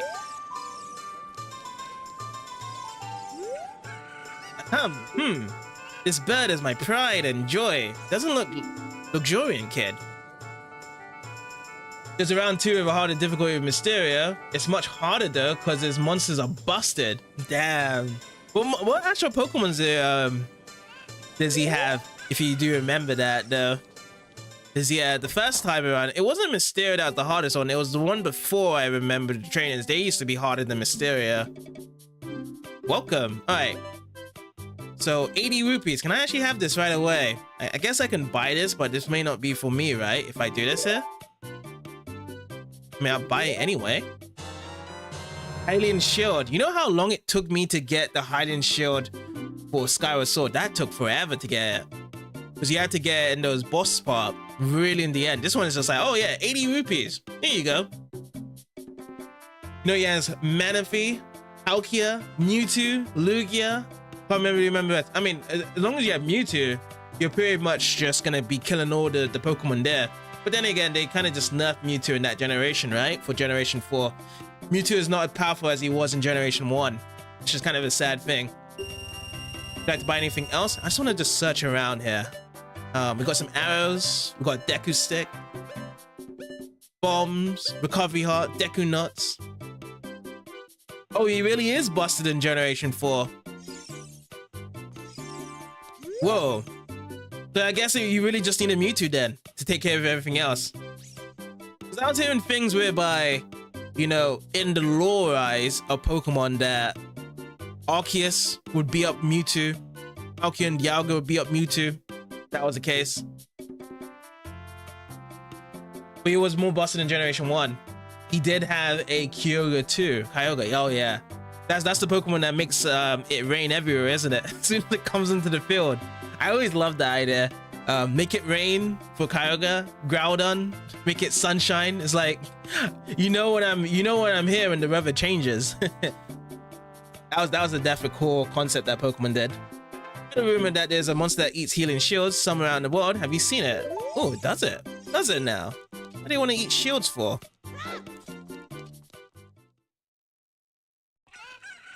But yeah, that stuff, little stuff like that from the Pokemon series is always what makes it so great when it goes further.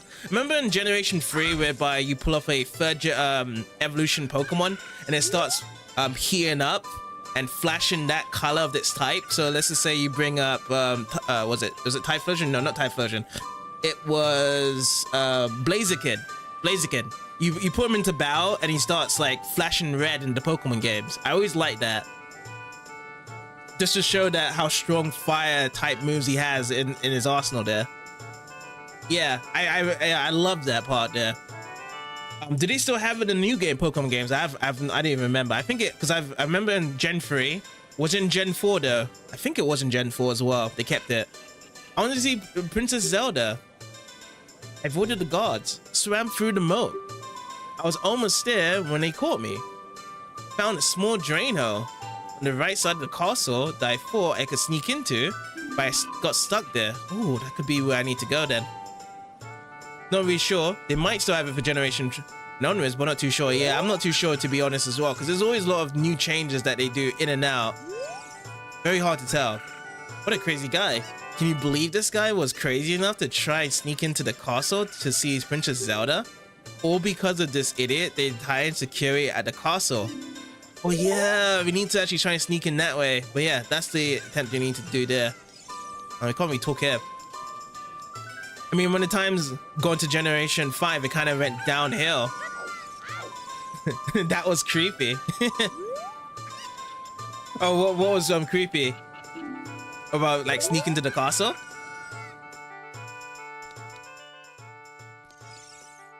Alright, back alley.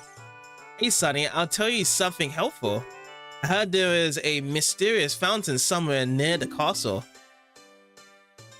The guy talking about some guy sneaking to the castle to look at Princess Zelda. Peeping Tom. Well, we got Jiraiya-sama over here. It's always like the old fellows, right? The Peeping Toms doing that. Strange, this door won't open.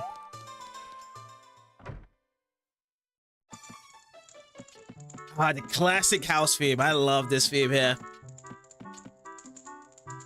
Yeah, it always tends to be an anime at least, as that trope there. Oh, just an empty house. But I love this theme. This is always my personal favorite theme in any of the Zelda games if they have it. And then, what was it? In Twilight Princess, they had like dun dun dun dun ba ba ba bam ba da bum ba ba bum. They kind of like just remixed it at that one point there. If you just kind of stay in the house for a bit too long. I love it. I love it. They always have something really cool for the Zelda games. It seems strange that packs of dogs roam our streets at night. Does that seem weird to you? You have to give me credit for knowing the music this well. Oh yeah, I have the OST saved on my PC whenever I do want to listen to some Zelda tracks. So sometimes it does come around to it. The Zelda music are always incredible in the series. Which one would you say from the Zelda games is your favorite out of the OSTs? I'd have to say for me, my favorite ones. Probably this one, and probably like a mix between Twilight Princess and Skyward Sword. Now I do have some favorites in Wind Waker as well. It was a really cool in Wind Waker if I remember. I think it's like to do with like hopping over the puzzles. Hey, what's wrong with loitering around all day? Huh, kid? Go through this door now. Strange, this door doesn't open. Hey, another door that doesn't open. The intro for this game, oh yes. Now that is pure nostalgia when that actually plays off here. I'm not dancing, you know, my back itches. Ooh, wow, ooh.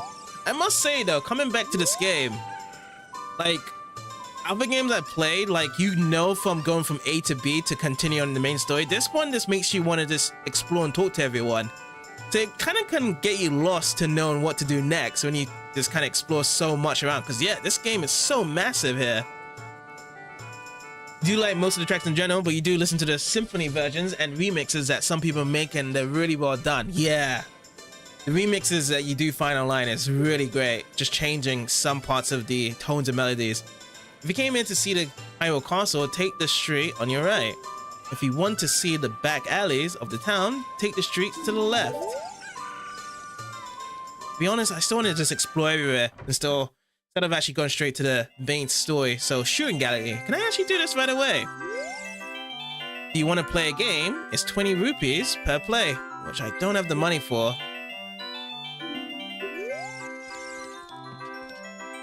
That's really concerning when you look at this game has more life to it, more than most open world games you see now. And this game is nowhere as big as either. Yeah, exactly. Because it's full of energy, because the way it's deployed is that as soon as you get into this place, you're just seeing so much people you can interact with, so much pathways you can go to, so much music as well. They definitely know how to kind of have that freedom at times of showing where to go and talking to everyone. These open world games, yeah, for sure. It's just like, oh yeah. Because these open world games is just like based off of real life as well. And sometimes, even though like it is open world enough, it does feel quite lonely at times. It just feels like the world we're living in right now. Yeah, yeah, absolutely. I made a lot of money. Maybe I should go look for more things to sell. I know, I should go to Lake Hylia. Many things float down the river. Oh my god, Lake Hylia's Twilight Princess theme is one of the best. Yo, it is so good. Gonna have to listen to Lake Hylia again in Ocarina of Time here. Hey, your clothes, they're different. You're not from around here, are you? It is, yeah, totally, 100%. Ooh, you're a fairy boy from the forest. My name is Malon. My dad owns Lon Lon Ranch. Knew I was thinking that she was familiar. Dad went to the castle to deliver some milk, and he hasn't come back yet. You love that place? You always wanted someone to make it where you could use the Zoromoss in the Twilight Princess style, so you can just swim around in that one area. I hope someone does come up with the idea for a mod sometime soon. Oh yeah, that would be great. That is fantastic for a mod there. Press please with C. Please sell me something. Please with C. I don't have anything ready to sell you something right now. Let me talk to this little girl if I can. What he wants me to attack, but I can't really talk to her. It says that it doesn't allow me to do it there. Yeah, can't. Just have to ignore it. That would happen because Twilight Princess doesn't get really much mod support. That's mainly for Ocarina of Time. Yeah. I'm glad as well with Ocarina of Time, with its latest fan game, they decided to do it from scratch, so Nintendo doesn't take down their fan games as they used to do for years before. Have you heard of the legend of the Shadow Folk? They are the Sheikah, the shadows of the Hylians. They say that they swore allegiance to the King of Hyrule, guarded the royal family. Oh, you have played it? Whoa. How is the mod, by the way, for the game? But with the long piece, no one has seen Sheikah around it for a long time. However, I heard there's one Sheikah woman living.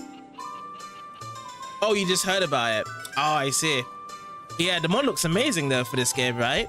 Wow, work they put into it. I'm just glad that Nintendo won't be able to ruin it anymore.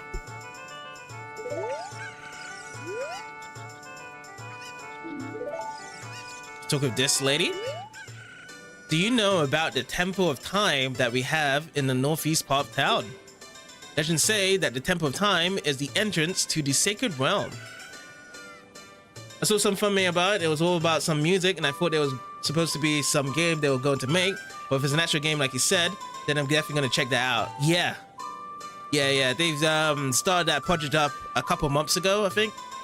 And they've done really good progress with the Unreal Engine that they're making as well, on top of it. There's some other projects too, like they had the Helix Blade, Indigo, and the Sealed Palace. Ooh. Yeah. It's gonna be a long while for the whole game to be created, but it's just good to see progression though. That now they won't be bothered by Nintendo for making it. Did you know that? Okay. That one's done. Go through this door. See what we have inside.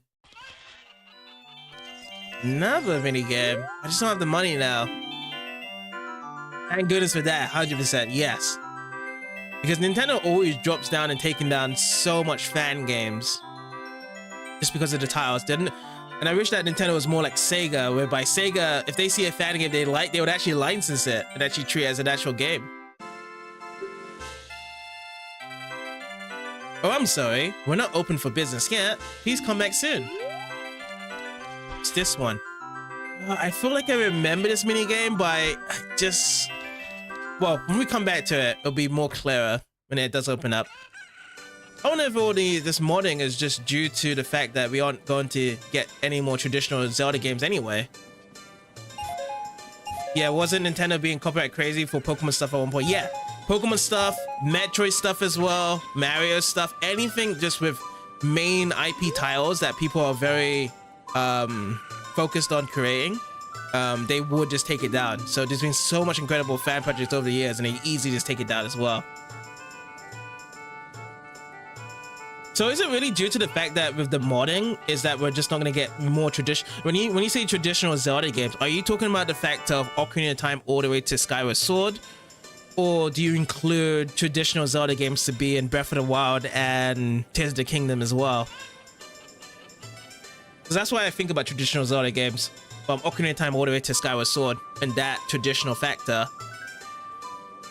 They say that we have aliens with big ears in order to hear the voices of gods, but I've never heard them. Never heard them. Okay, I can drop down, and I've been through here, haven't I? So let me check somewhere else. I think to the right I need to go, right? So this way. Is that the next way I need to go? Oh wait, I need to check here, don't I? In this house.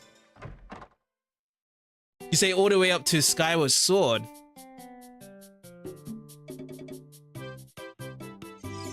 The traditional games are more linear in nature. Breath of the Wild and Tears of the Kingdom seen as do what you really kind of thing. Yeah, that is why I was thinking as well. Do what you kind of thing.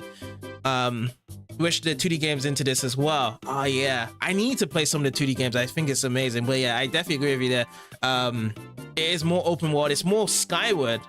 Not Skyward. Skyrim. The new open world Zelda games put into it, because yeah, they're trying to include more of a different audience now into the Zelda games, plus having the returning ones to know the lore and whatnot. But yeah, I feel as though it's just never gonna come back traditionally, because I love the traditional games like this. I think these are just my favorite ones personally, playing it as it is, like with Ocarina of Time, Twilight Princess, Skyward Sword, Wind Waker. These are my favorite ones.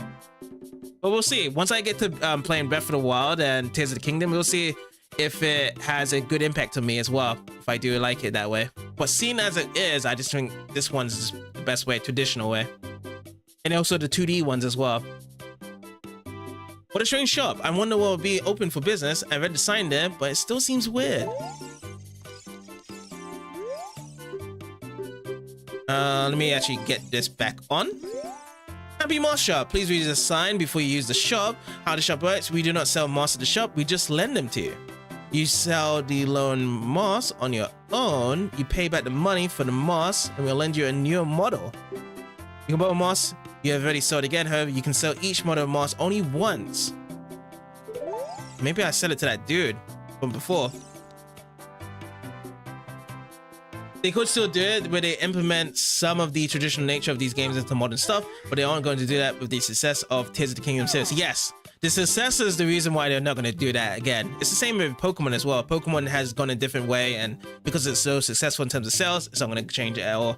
Doesn't help that I don't know the name of the creator for the Zelda series mentioned. He was just burnt out of the traditional stuff and he wanted to try something different. So that's how he got Breath of the Wild. Yeah, I did hear about that as well. Yeah, even I don't even know the guy's name, but I do remember him being on point there saying he wanted to do something else.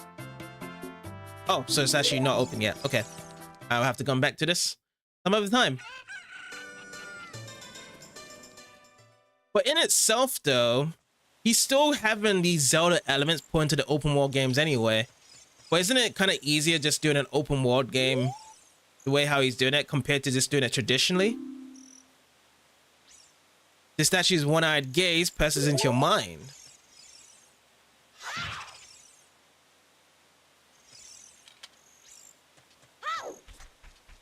Okay, I'll go inside here. Let's check it out.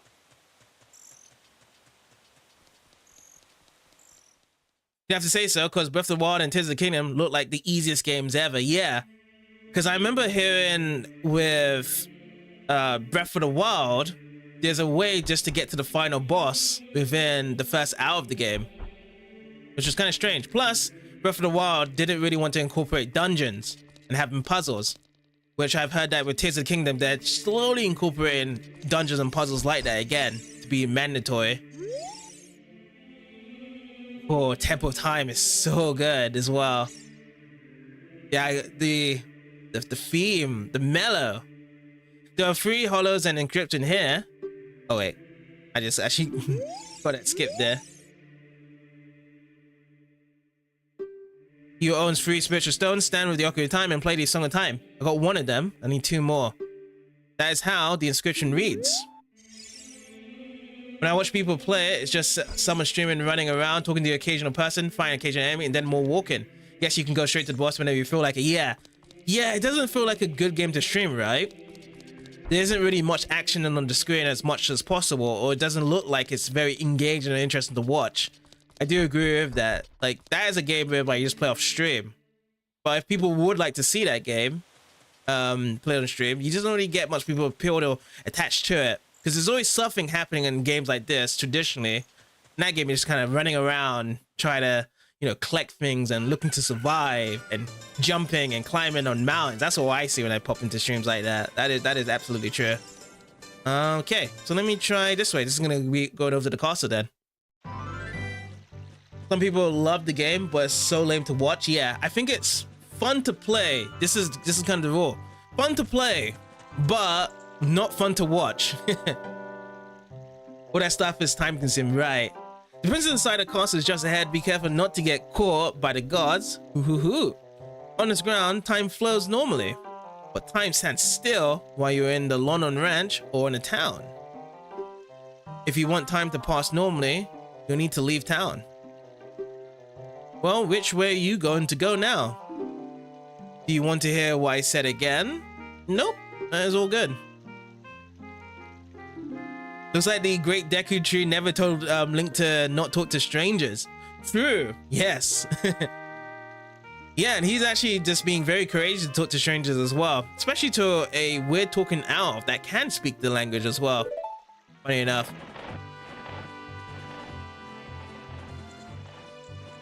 Okay, before we do this, we gotta have to save. I haven't saved for a while. I'm glad that I just remembered that I have to save here. Can I climb on these vines here? Oh, I can.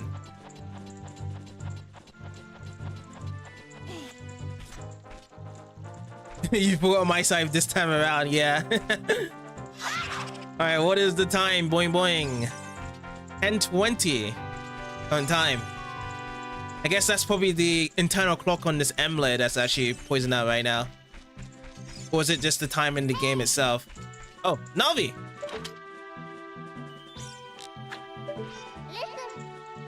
The Great Deku Tree wanted us to go visit the princess at Hyrule Castle. Shouldn't we get going? Well, that's what I'm trying to be doing right now. Imagine that in the in-game time. Oh, right. Okay, so these are the gods. I can't go that way. Let me try going down these steps then. See if that helps.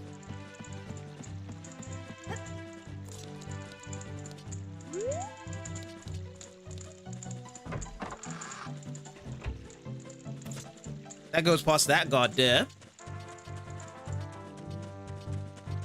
What do we have this in this sign? It says here. Dead end.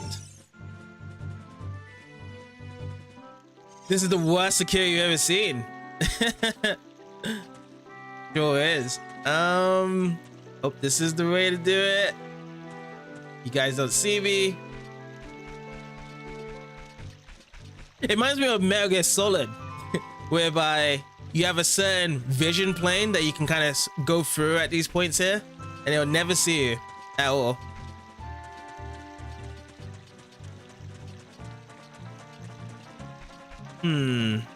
Okay, I know I have to go there. Just climb up here. It kind of does, but without actively being able to crawl and stuff. Yes, yeah. It's kind of like what you like about Wind Waker, because he let you do stuff like that. All right, yeah. It does have more of those features in there. I guess I drop down. Do I just drop down here? And then from here, just run past these guys? Do I have to go into the wall? Yeah, because they don't even... Oh, okay. Guess I do have to go into the river there. Now, can I still do this puzzle with it being a night? Oh. He's here. Are you going to the castle, fairy boy? Would you mind finding my dad? Dang, yeah. I thought it was just, that was the way. But there was clearly probably some cameras behind or ahead. Someone spawned me there. He must have fallen asleep somewhere around the castle. What a thing for an adult to do. Oh yeah, if you look for him, I'll give this to you. I've been incubating this egg very carefully. I don't think they have that kind of technology just yet. Secret camera. Future camera from Zelda in a different timeline. But yeah, they don't. I was just joking around. You got a weird egg. Feels like there's something moving inside. Set it to C and see what happens. When select the item subscreen, you can set it to this and press the C to use it. You can actually see them having it in Breath of the Wild. So it's Breath of the Wild, in terms of the timeline, the furthest it's ever gone in the timeline. Wait, why can't I go up? I was doing well to go up here. It's actually pushing me down. Do I have to just come back again? Hey, Uncle Nap, how's it going? Looks like I have to... I don't think I can do it.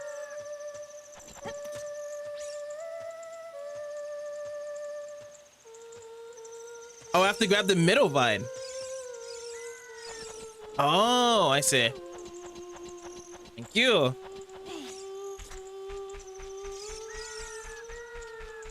They can actually be very picky on the games and stuff. Yeah, it certainly looks to be how picky this is going here. But that's fine.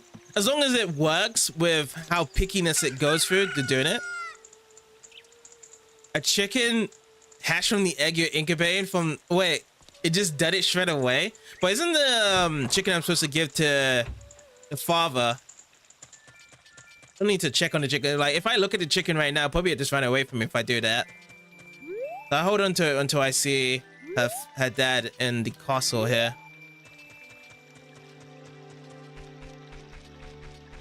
Nice thing that you're doing good. Also, you're on holiday on your side, isn't it, Nappa?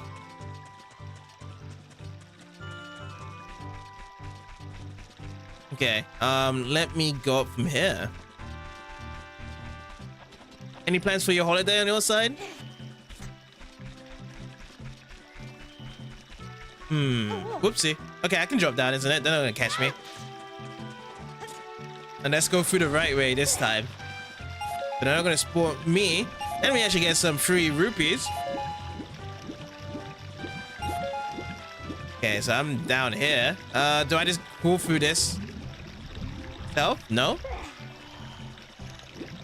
Did I miss out on a certain hole?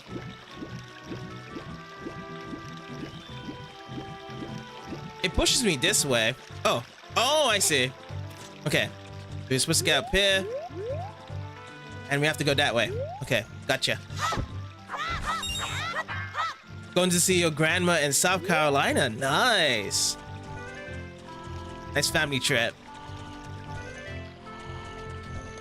Someone's sleeping here. Oh, this must be her father. Mumble mumble. Welcome, our ranch is so fun. Yeah, Talon's father, yeah. I'm gonna look around. Is this the time everybody has to be calling out the chickens here? Call them out.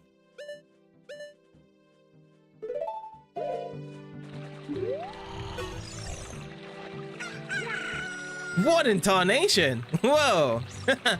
Got it. So in a way, I really was supposed to see her first then. I guess getting caught by the guard was actually a good thing then.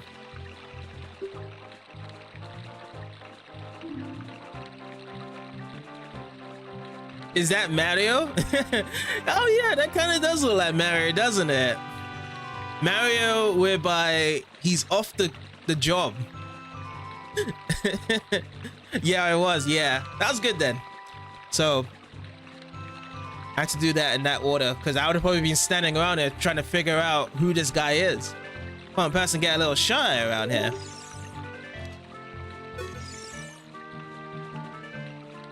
Talon, who you might be? Yep, I'm Talon, the owner of London Ranch. I went to the castle to deliver some milk, but I sat down here to rest and I guess I fell asleep. Not really sure if you have to go through this part and get caught by the guards, then she appears or she comes out at nighttime. I'm going for you just having to be caught by the guards, I guess. I think it's mainly probably just, yeah, it could probably be either way. So this is say like you're doing a second playthrough, you just have to wait till nighttime. Because even the owl is giving you a hint suggestion as well, saying that, oh, you may need to actually go outside the town or for something to pass your time, as a little hint there.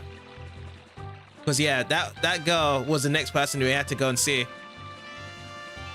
But yeah, sure thing, Nappa. What? Malin was looking for me? I'm gonna catch it from her now. I messed up bad, leaving Malin behind to wait for me. He's really gonna let me have it. Now, certainly, he's not as, well, he's faster than Mario. That's what I was gonna say. That is definitely not a Mario. Because Mario does not run as fast as that, unless he's actually got a star. Those are the push those two.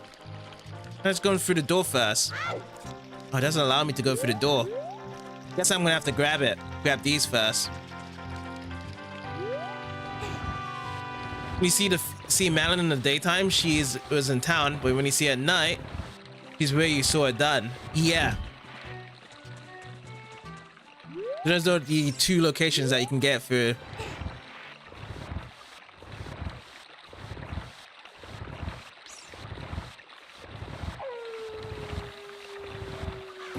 So this must be the hole I need to pass this through now. That's gonna get me inside the castle from the people know that it was talking about earlier in the marketplace from those guys, which we can actually call into for our size as it is right now.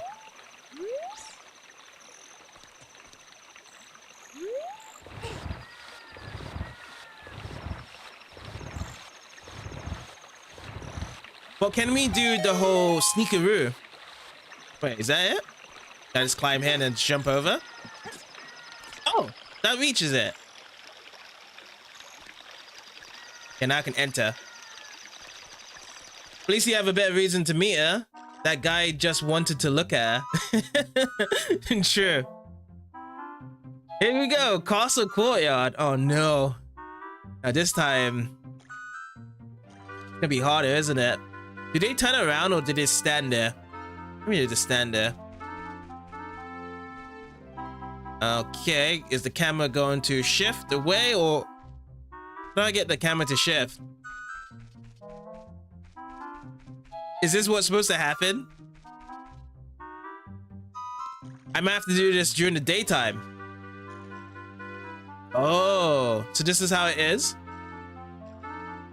They beef up the security during nighttime. How do I enter back? Okay, there we go.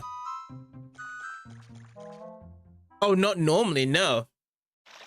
Wait, hold on. Let me go back inside. I want to see how the camera does change for us here, if it can change. Because yeah, isn't it supposed to turn behind the character here? I thought so it does, at this point here. Yeah, I can't use it that. Yeah, this is very strange right now.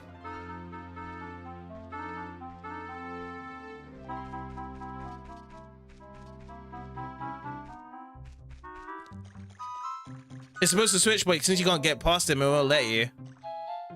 Okay. So yeah, let me give this a try in the morning then. I'll do that. So I guess the best way to get this into the morning is just get caught. So we did this before, so I'll do that right now. Get myself caught, change it to morning time here.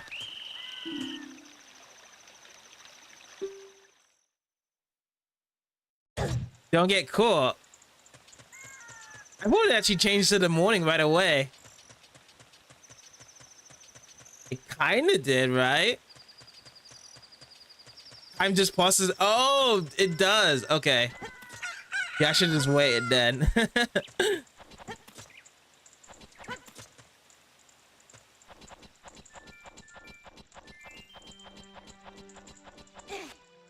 it's okay. Then we got the morning here. And it's not that hard to just slip through yet again in that area. I just drop down as it is right here. Oh, I can. I don't need to go down the steps. Oh, you can actually bribe the guard. But he will actually charge you some rupees. Oh, I see. Options around to that. I like to try if I can sneak past though. I like to see how that goes.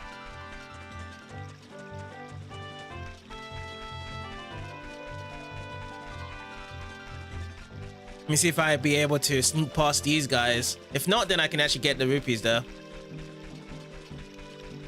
Oh, nice. I am doing well so far. Thank you, thank you. Does people struggle even at these beginning parts of the game that from what you've seen?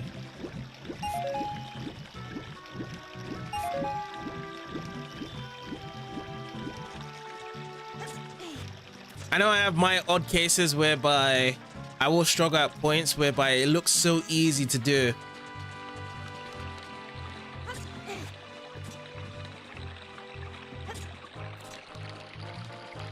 Yeah, so the occasional mess ups. So even like when we was doing the puzzle from earlier and I thought I had to carry the fork over the flame torch. Oh, there we go. Now it's different. Before we do that, saving time, because you never know. If I see Zelda on the screen and just crashes out on me now. Yeah, just like that, yeah. Let's see. Good call, yeah. Okay. So these guys look around. Oh. Did I just run like this straight away? I guess so. Just run. Whoa, whoa, whoa, whoa. That guy runs really fast, but I can just dodge these guys. Ooh, rupees collection. Ooh, that seems risky though. I mean, it's only for a little bit of rupees anyway. I'm just gonna run on top. Oh, I can't run on top. Oh boy. Ooh, this is gonna be... Can I switch my camera? I can't switch my camera right here. I'm gonna be very slow. Because yeah, as this game, this feels kind of slippery at times. I feel like I'm gonna drop. I just don't take my time. Ooh, whoa, whoa, whoa. I'm at the edge. Okay, let me get a bit more further back here. You love that they actually put it there because someone actually tried to go for those and ended up getting caught? Guess that was the idea. I mean, it's so little as well for the rupees collection though. That's what, 15 rupees at most for the little ones? What's that gonna buy you there? Might just chill.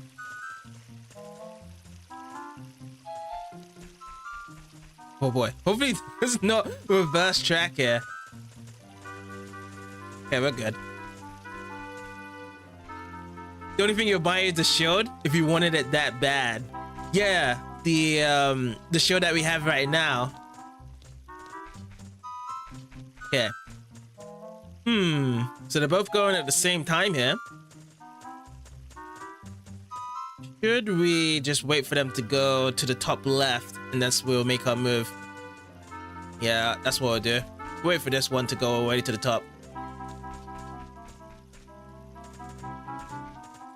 This is not gonna reverse track here.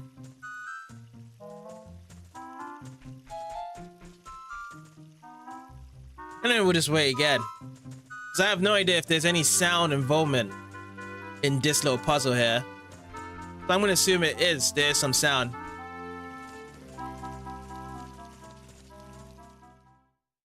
Alright. We got ourselves over to the castle courtyard and we see Zelda right in front of us.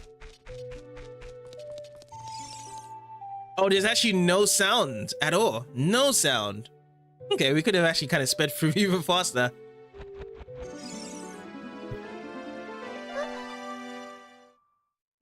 Who? Who are you? How did you get past the guards? Oh, what's that? Is that a fairy? Then are you from the forest? Then you wouldn't happen to have the spiritual stone of the forest, would you? That green and shining stone? Do you have it? Yes, I do. Just as I thought. How old is Zelda, by the way, in this game? And how old is Link as well? Do they actually even say what their ages are? I had a dream. In the dream, dark storm clouds were billowing over the land of Hyrule. So Link is 10 in this game. If Link is 10 in this game, could we assume that Zelda would be around the same age? Let's just say maximum would be 12. And then once we go into the future, they're way past the ages as well. Welcome back, Nappa. I had a dream. In the dream, dark storm clouds were billowing over the land of Hyrule.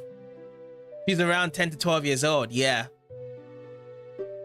But suddenly, a ray of light shot out of the forest, parted the clouds, and lit up the ground. The light turned into a figure holding a green and shining stone, followed by a fairy. I know this is a prophecy that someone would come from the forest. Yes, I thought you might be the one.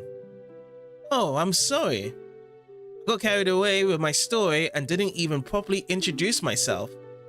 I am Zelda, Princess of Hyrule. What is your name?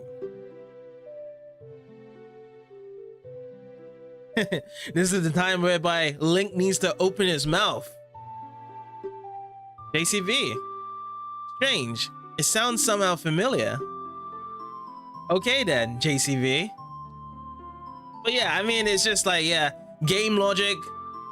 You have to, you know, get him to open his mouth and it does blur out something. But as the player and the viewers watching, he just can't hear any sound. But, you know, does confirm though, he can open his mouth when it needs to be. But whenever it's pointing to it, generally it's always the name itself. They never really ask like, oh, what needs to be done or anything else as well. That weirds me out too, because they don't even give the NPCs voices, at least to give you some semblance the conversation is going somewhere. True. Like if it was just like some grumbles or a grunt, anything around it, just the way how he's striking his sword at times. Like if he had his grunts like there when that was happening, that'd be great. Just to say that there was some conversation going on. I'm going to tell you the secret of the sacred realm that has been passed down by the royal family of Hyrule. Please keep this a secret from everyone. Okay.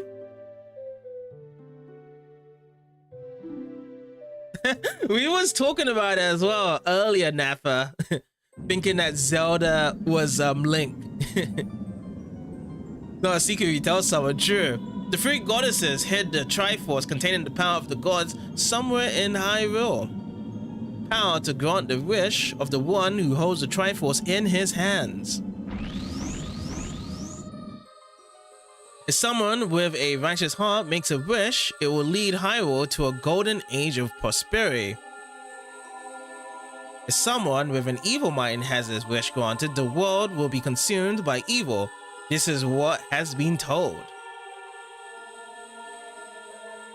So the ancient sages built the Temple of Time to protect the Triforce from evil ones.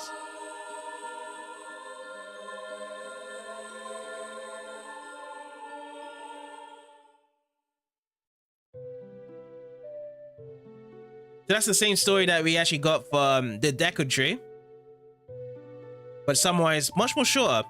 That's right, the Temple of Time is the entrance through which you can enter the sacred realm from our world. But the entrance is sealed with a stone wall called the Door of Time. And in order to open the door, it is said that you need to collect 3 spiritual stones. And another thing you need is the treasure that the royal family keeps along with this legend. The Ocarina of Time. Did you understand well the story I just told you? Yeah, I do. Sure, but the Great Deku Tree is the one mainly created things. This goes into the explanation of the Triforce itself. Oh, I thought you know, the Great Deku Tree was talking about the story there of the Triforce, you know, talking about the 3 spirits. And they had the idea of putting the Triforce into the Temple of Time. Or was it someone else that said? I thought it was that's what it is. But yeah, Great Deku Tree had more of talking about that the creation of the spirits one by one. You know, Foy and the others having the wisdom and whatnot. Yeah. That's great. I forgot to tell you. I was spying through this window just now. The other element for my dream, the dark clouds, I believe they symbolize that man in there. Would you look through the window at him? I guess so. But you know what? Let's go with no. Let's see what no says. Please, if you don't hurry, he'll be gone. Okay, it doesn't give me a yes at all. It just tells you just have to look at it as well. It is Ganondorf. See? Yeah. I thought it was going to tell me to select it yet again, but it's just like, hey, you're going to yes anyway. When you said Deku, I thought you were talking about My Hero Academia. Oh yeah, that's right. Deku appears in that. I haven't checked out the anime though. Is the anime good? You see the man of the evil eyes. That is Ganondorf, the leader of the Gerudos. They hail from the desert far to the west. Though he swears allegiance to my father, I'm sure he is not sincere. Dark clouds that covered Hyrule in my dream, they must symbolize that man. The anime is good, but some people aren't liking the latest season for whatever reason. I'm not really into the main character though. You don't really like the main character though. What happened with the latest season that is going on that people don't like about it? Not enough action, suppose, or more talking?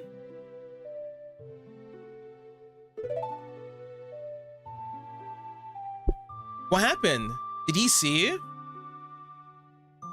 You can spoil because I'm not watching that anime for quite some time. I haven't actually watched anime for quite some time either, in any case with scenario. Unless no one else wants you to spoil. I don't know if Uncle Nappa has watched the latest season. If he does want you to talk about it or not. He doesn't have any idea what we're planning yet. Yes, I told my father about my dream, but he didn't believe it was a prophecy. America hasn't made the dubs yet? I'm gonna be careful of spoiling, because it's still running at the moment. Okay, fair enough. But yeah, I guess people don't like the latest season for whatever reason. So the beginning parts were probably better, but I wonder what people really want. I'm guessing as well, if the series was really good for its problem, for its point of time, most likely it's for the action, right? Like the fighting styles. Probably people like the combat in the anime for the most part, because it's a shonen anime. He didn't believe it was a prophecy, but I can sense that man's evil's intentions. What Ganondorf is after must be nothing less than the Triforce of the Sacred Realm. He must have come to Hyrule to obtain it. And he wants to conquer Hyrule. No, the entire world! JCB, now, we are the only ones who can protect Hyrule. And you know what I like this game, now that I think about it in terms of story, is that we see Ganondorf just about to take over the world here. He hasn't done it yet in this moment of time. People can sense the evil spirits, Zelda, Deku Tree, everyone can sense it, but it hasn't been taken quite yet. The action has not happened, but it's about to happen very soon. The action, everything's good enough, but you've been hearing that some people kind of dropped it earlier than expected. Whoa. Did they just drop it for in the idea of going back to Boruto? Because I heard that Boruto has been cooking off really well. Like, people say that Boruto is looking really good. It's the highest read looking manga right now, because was it One Piece took a break?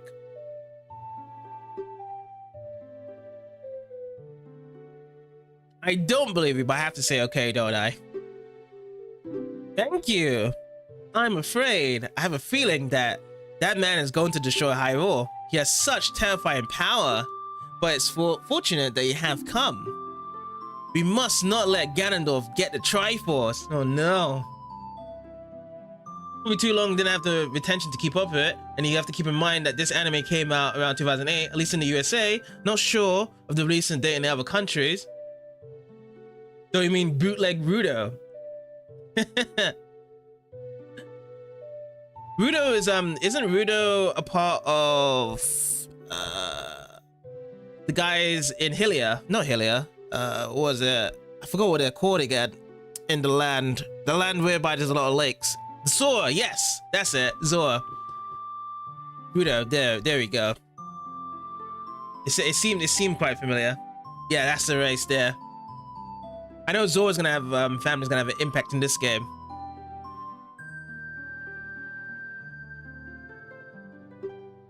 I will protect the Ocarina of Time with all my power.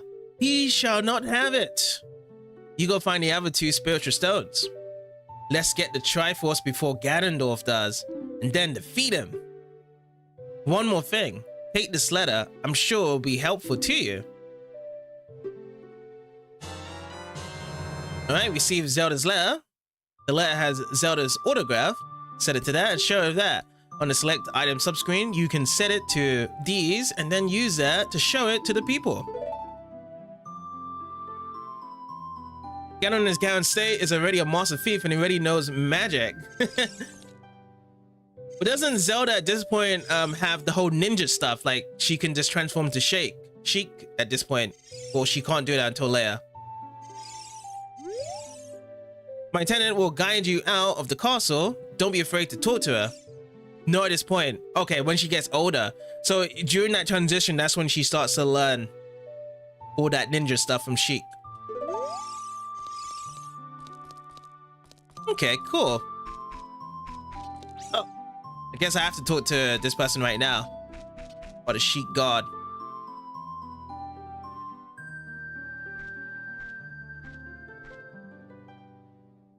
Because in the game, she's a bit of a tomboy, so it kind of fits that angle a little bit. I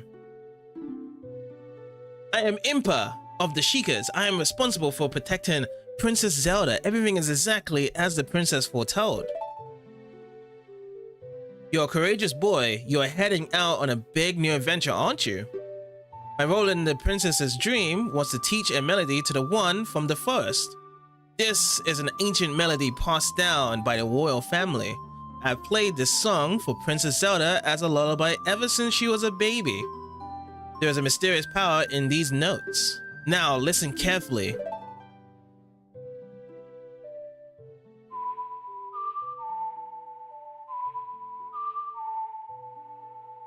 I like how it's easy to memorize most of these songs when they play it, because they would always have just a few notes to do from. So this one's just left, up, right. And you don't have to have the melody of playing it to match it. As long as you just play and input the buttons, the rest of the game does it for you. But they don't want to put another subspace genre of rhythm into the game. Which was there rhythm in Twilight Princess when you had to play it through that lullaby? I think it was. Or Skyward Sword. I think they added a bit more extra stuff there. You say that, but every time I watch someone play this game, everyone just forgets about that. About every song possible. Oh, well, you're probably gonna add me to the list then. I'm most likely gonna forget when the songs come through. It's like, oh, what is this again? Link can only make attack sounds. Yes, lots of grunting. Like, hiya! But having the Ocarina, we're going to hear some more stuff and add it on. But yeah, if the castle soldiers find you, there will be trouble. Let me lead you out of the castle.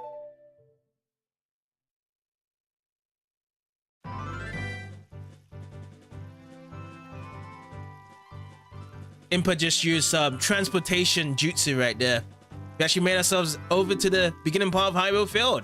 You brave lad. We must protect this beautiful land of Hyrule. Take a good look at that mountain. That is Death Mountain, home of the Gorons. They hold the spiritual stone of fire. At the foot of Death Mountain, you'll find my village, Kakariko. That is where I was born and raised. You should talk to some of the villagers there before you go up Death Mountain. The song I just taught you has some mysterious power. Only royal family members are allowed to learn this song.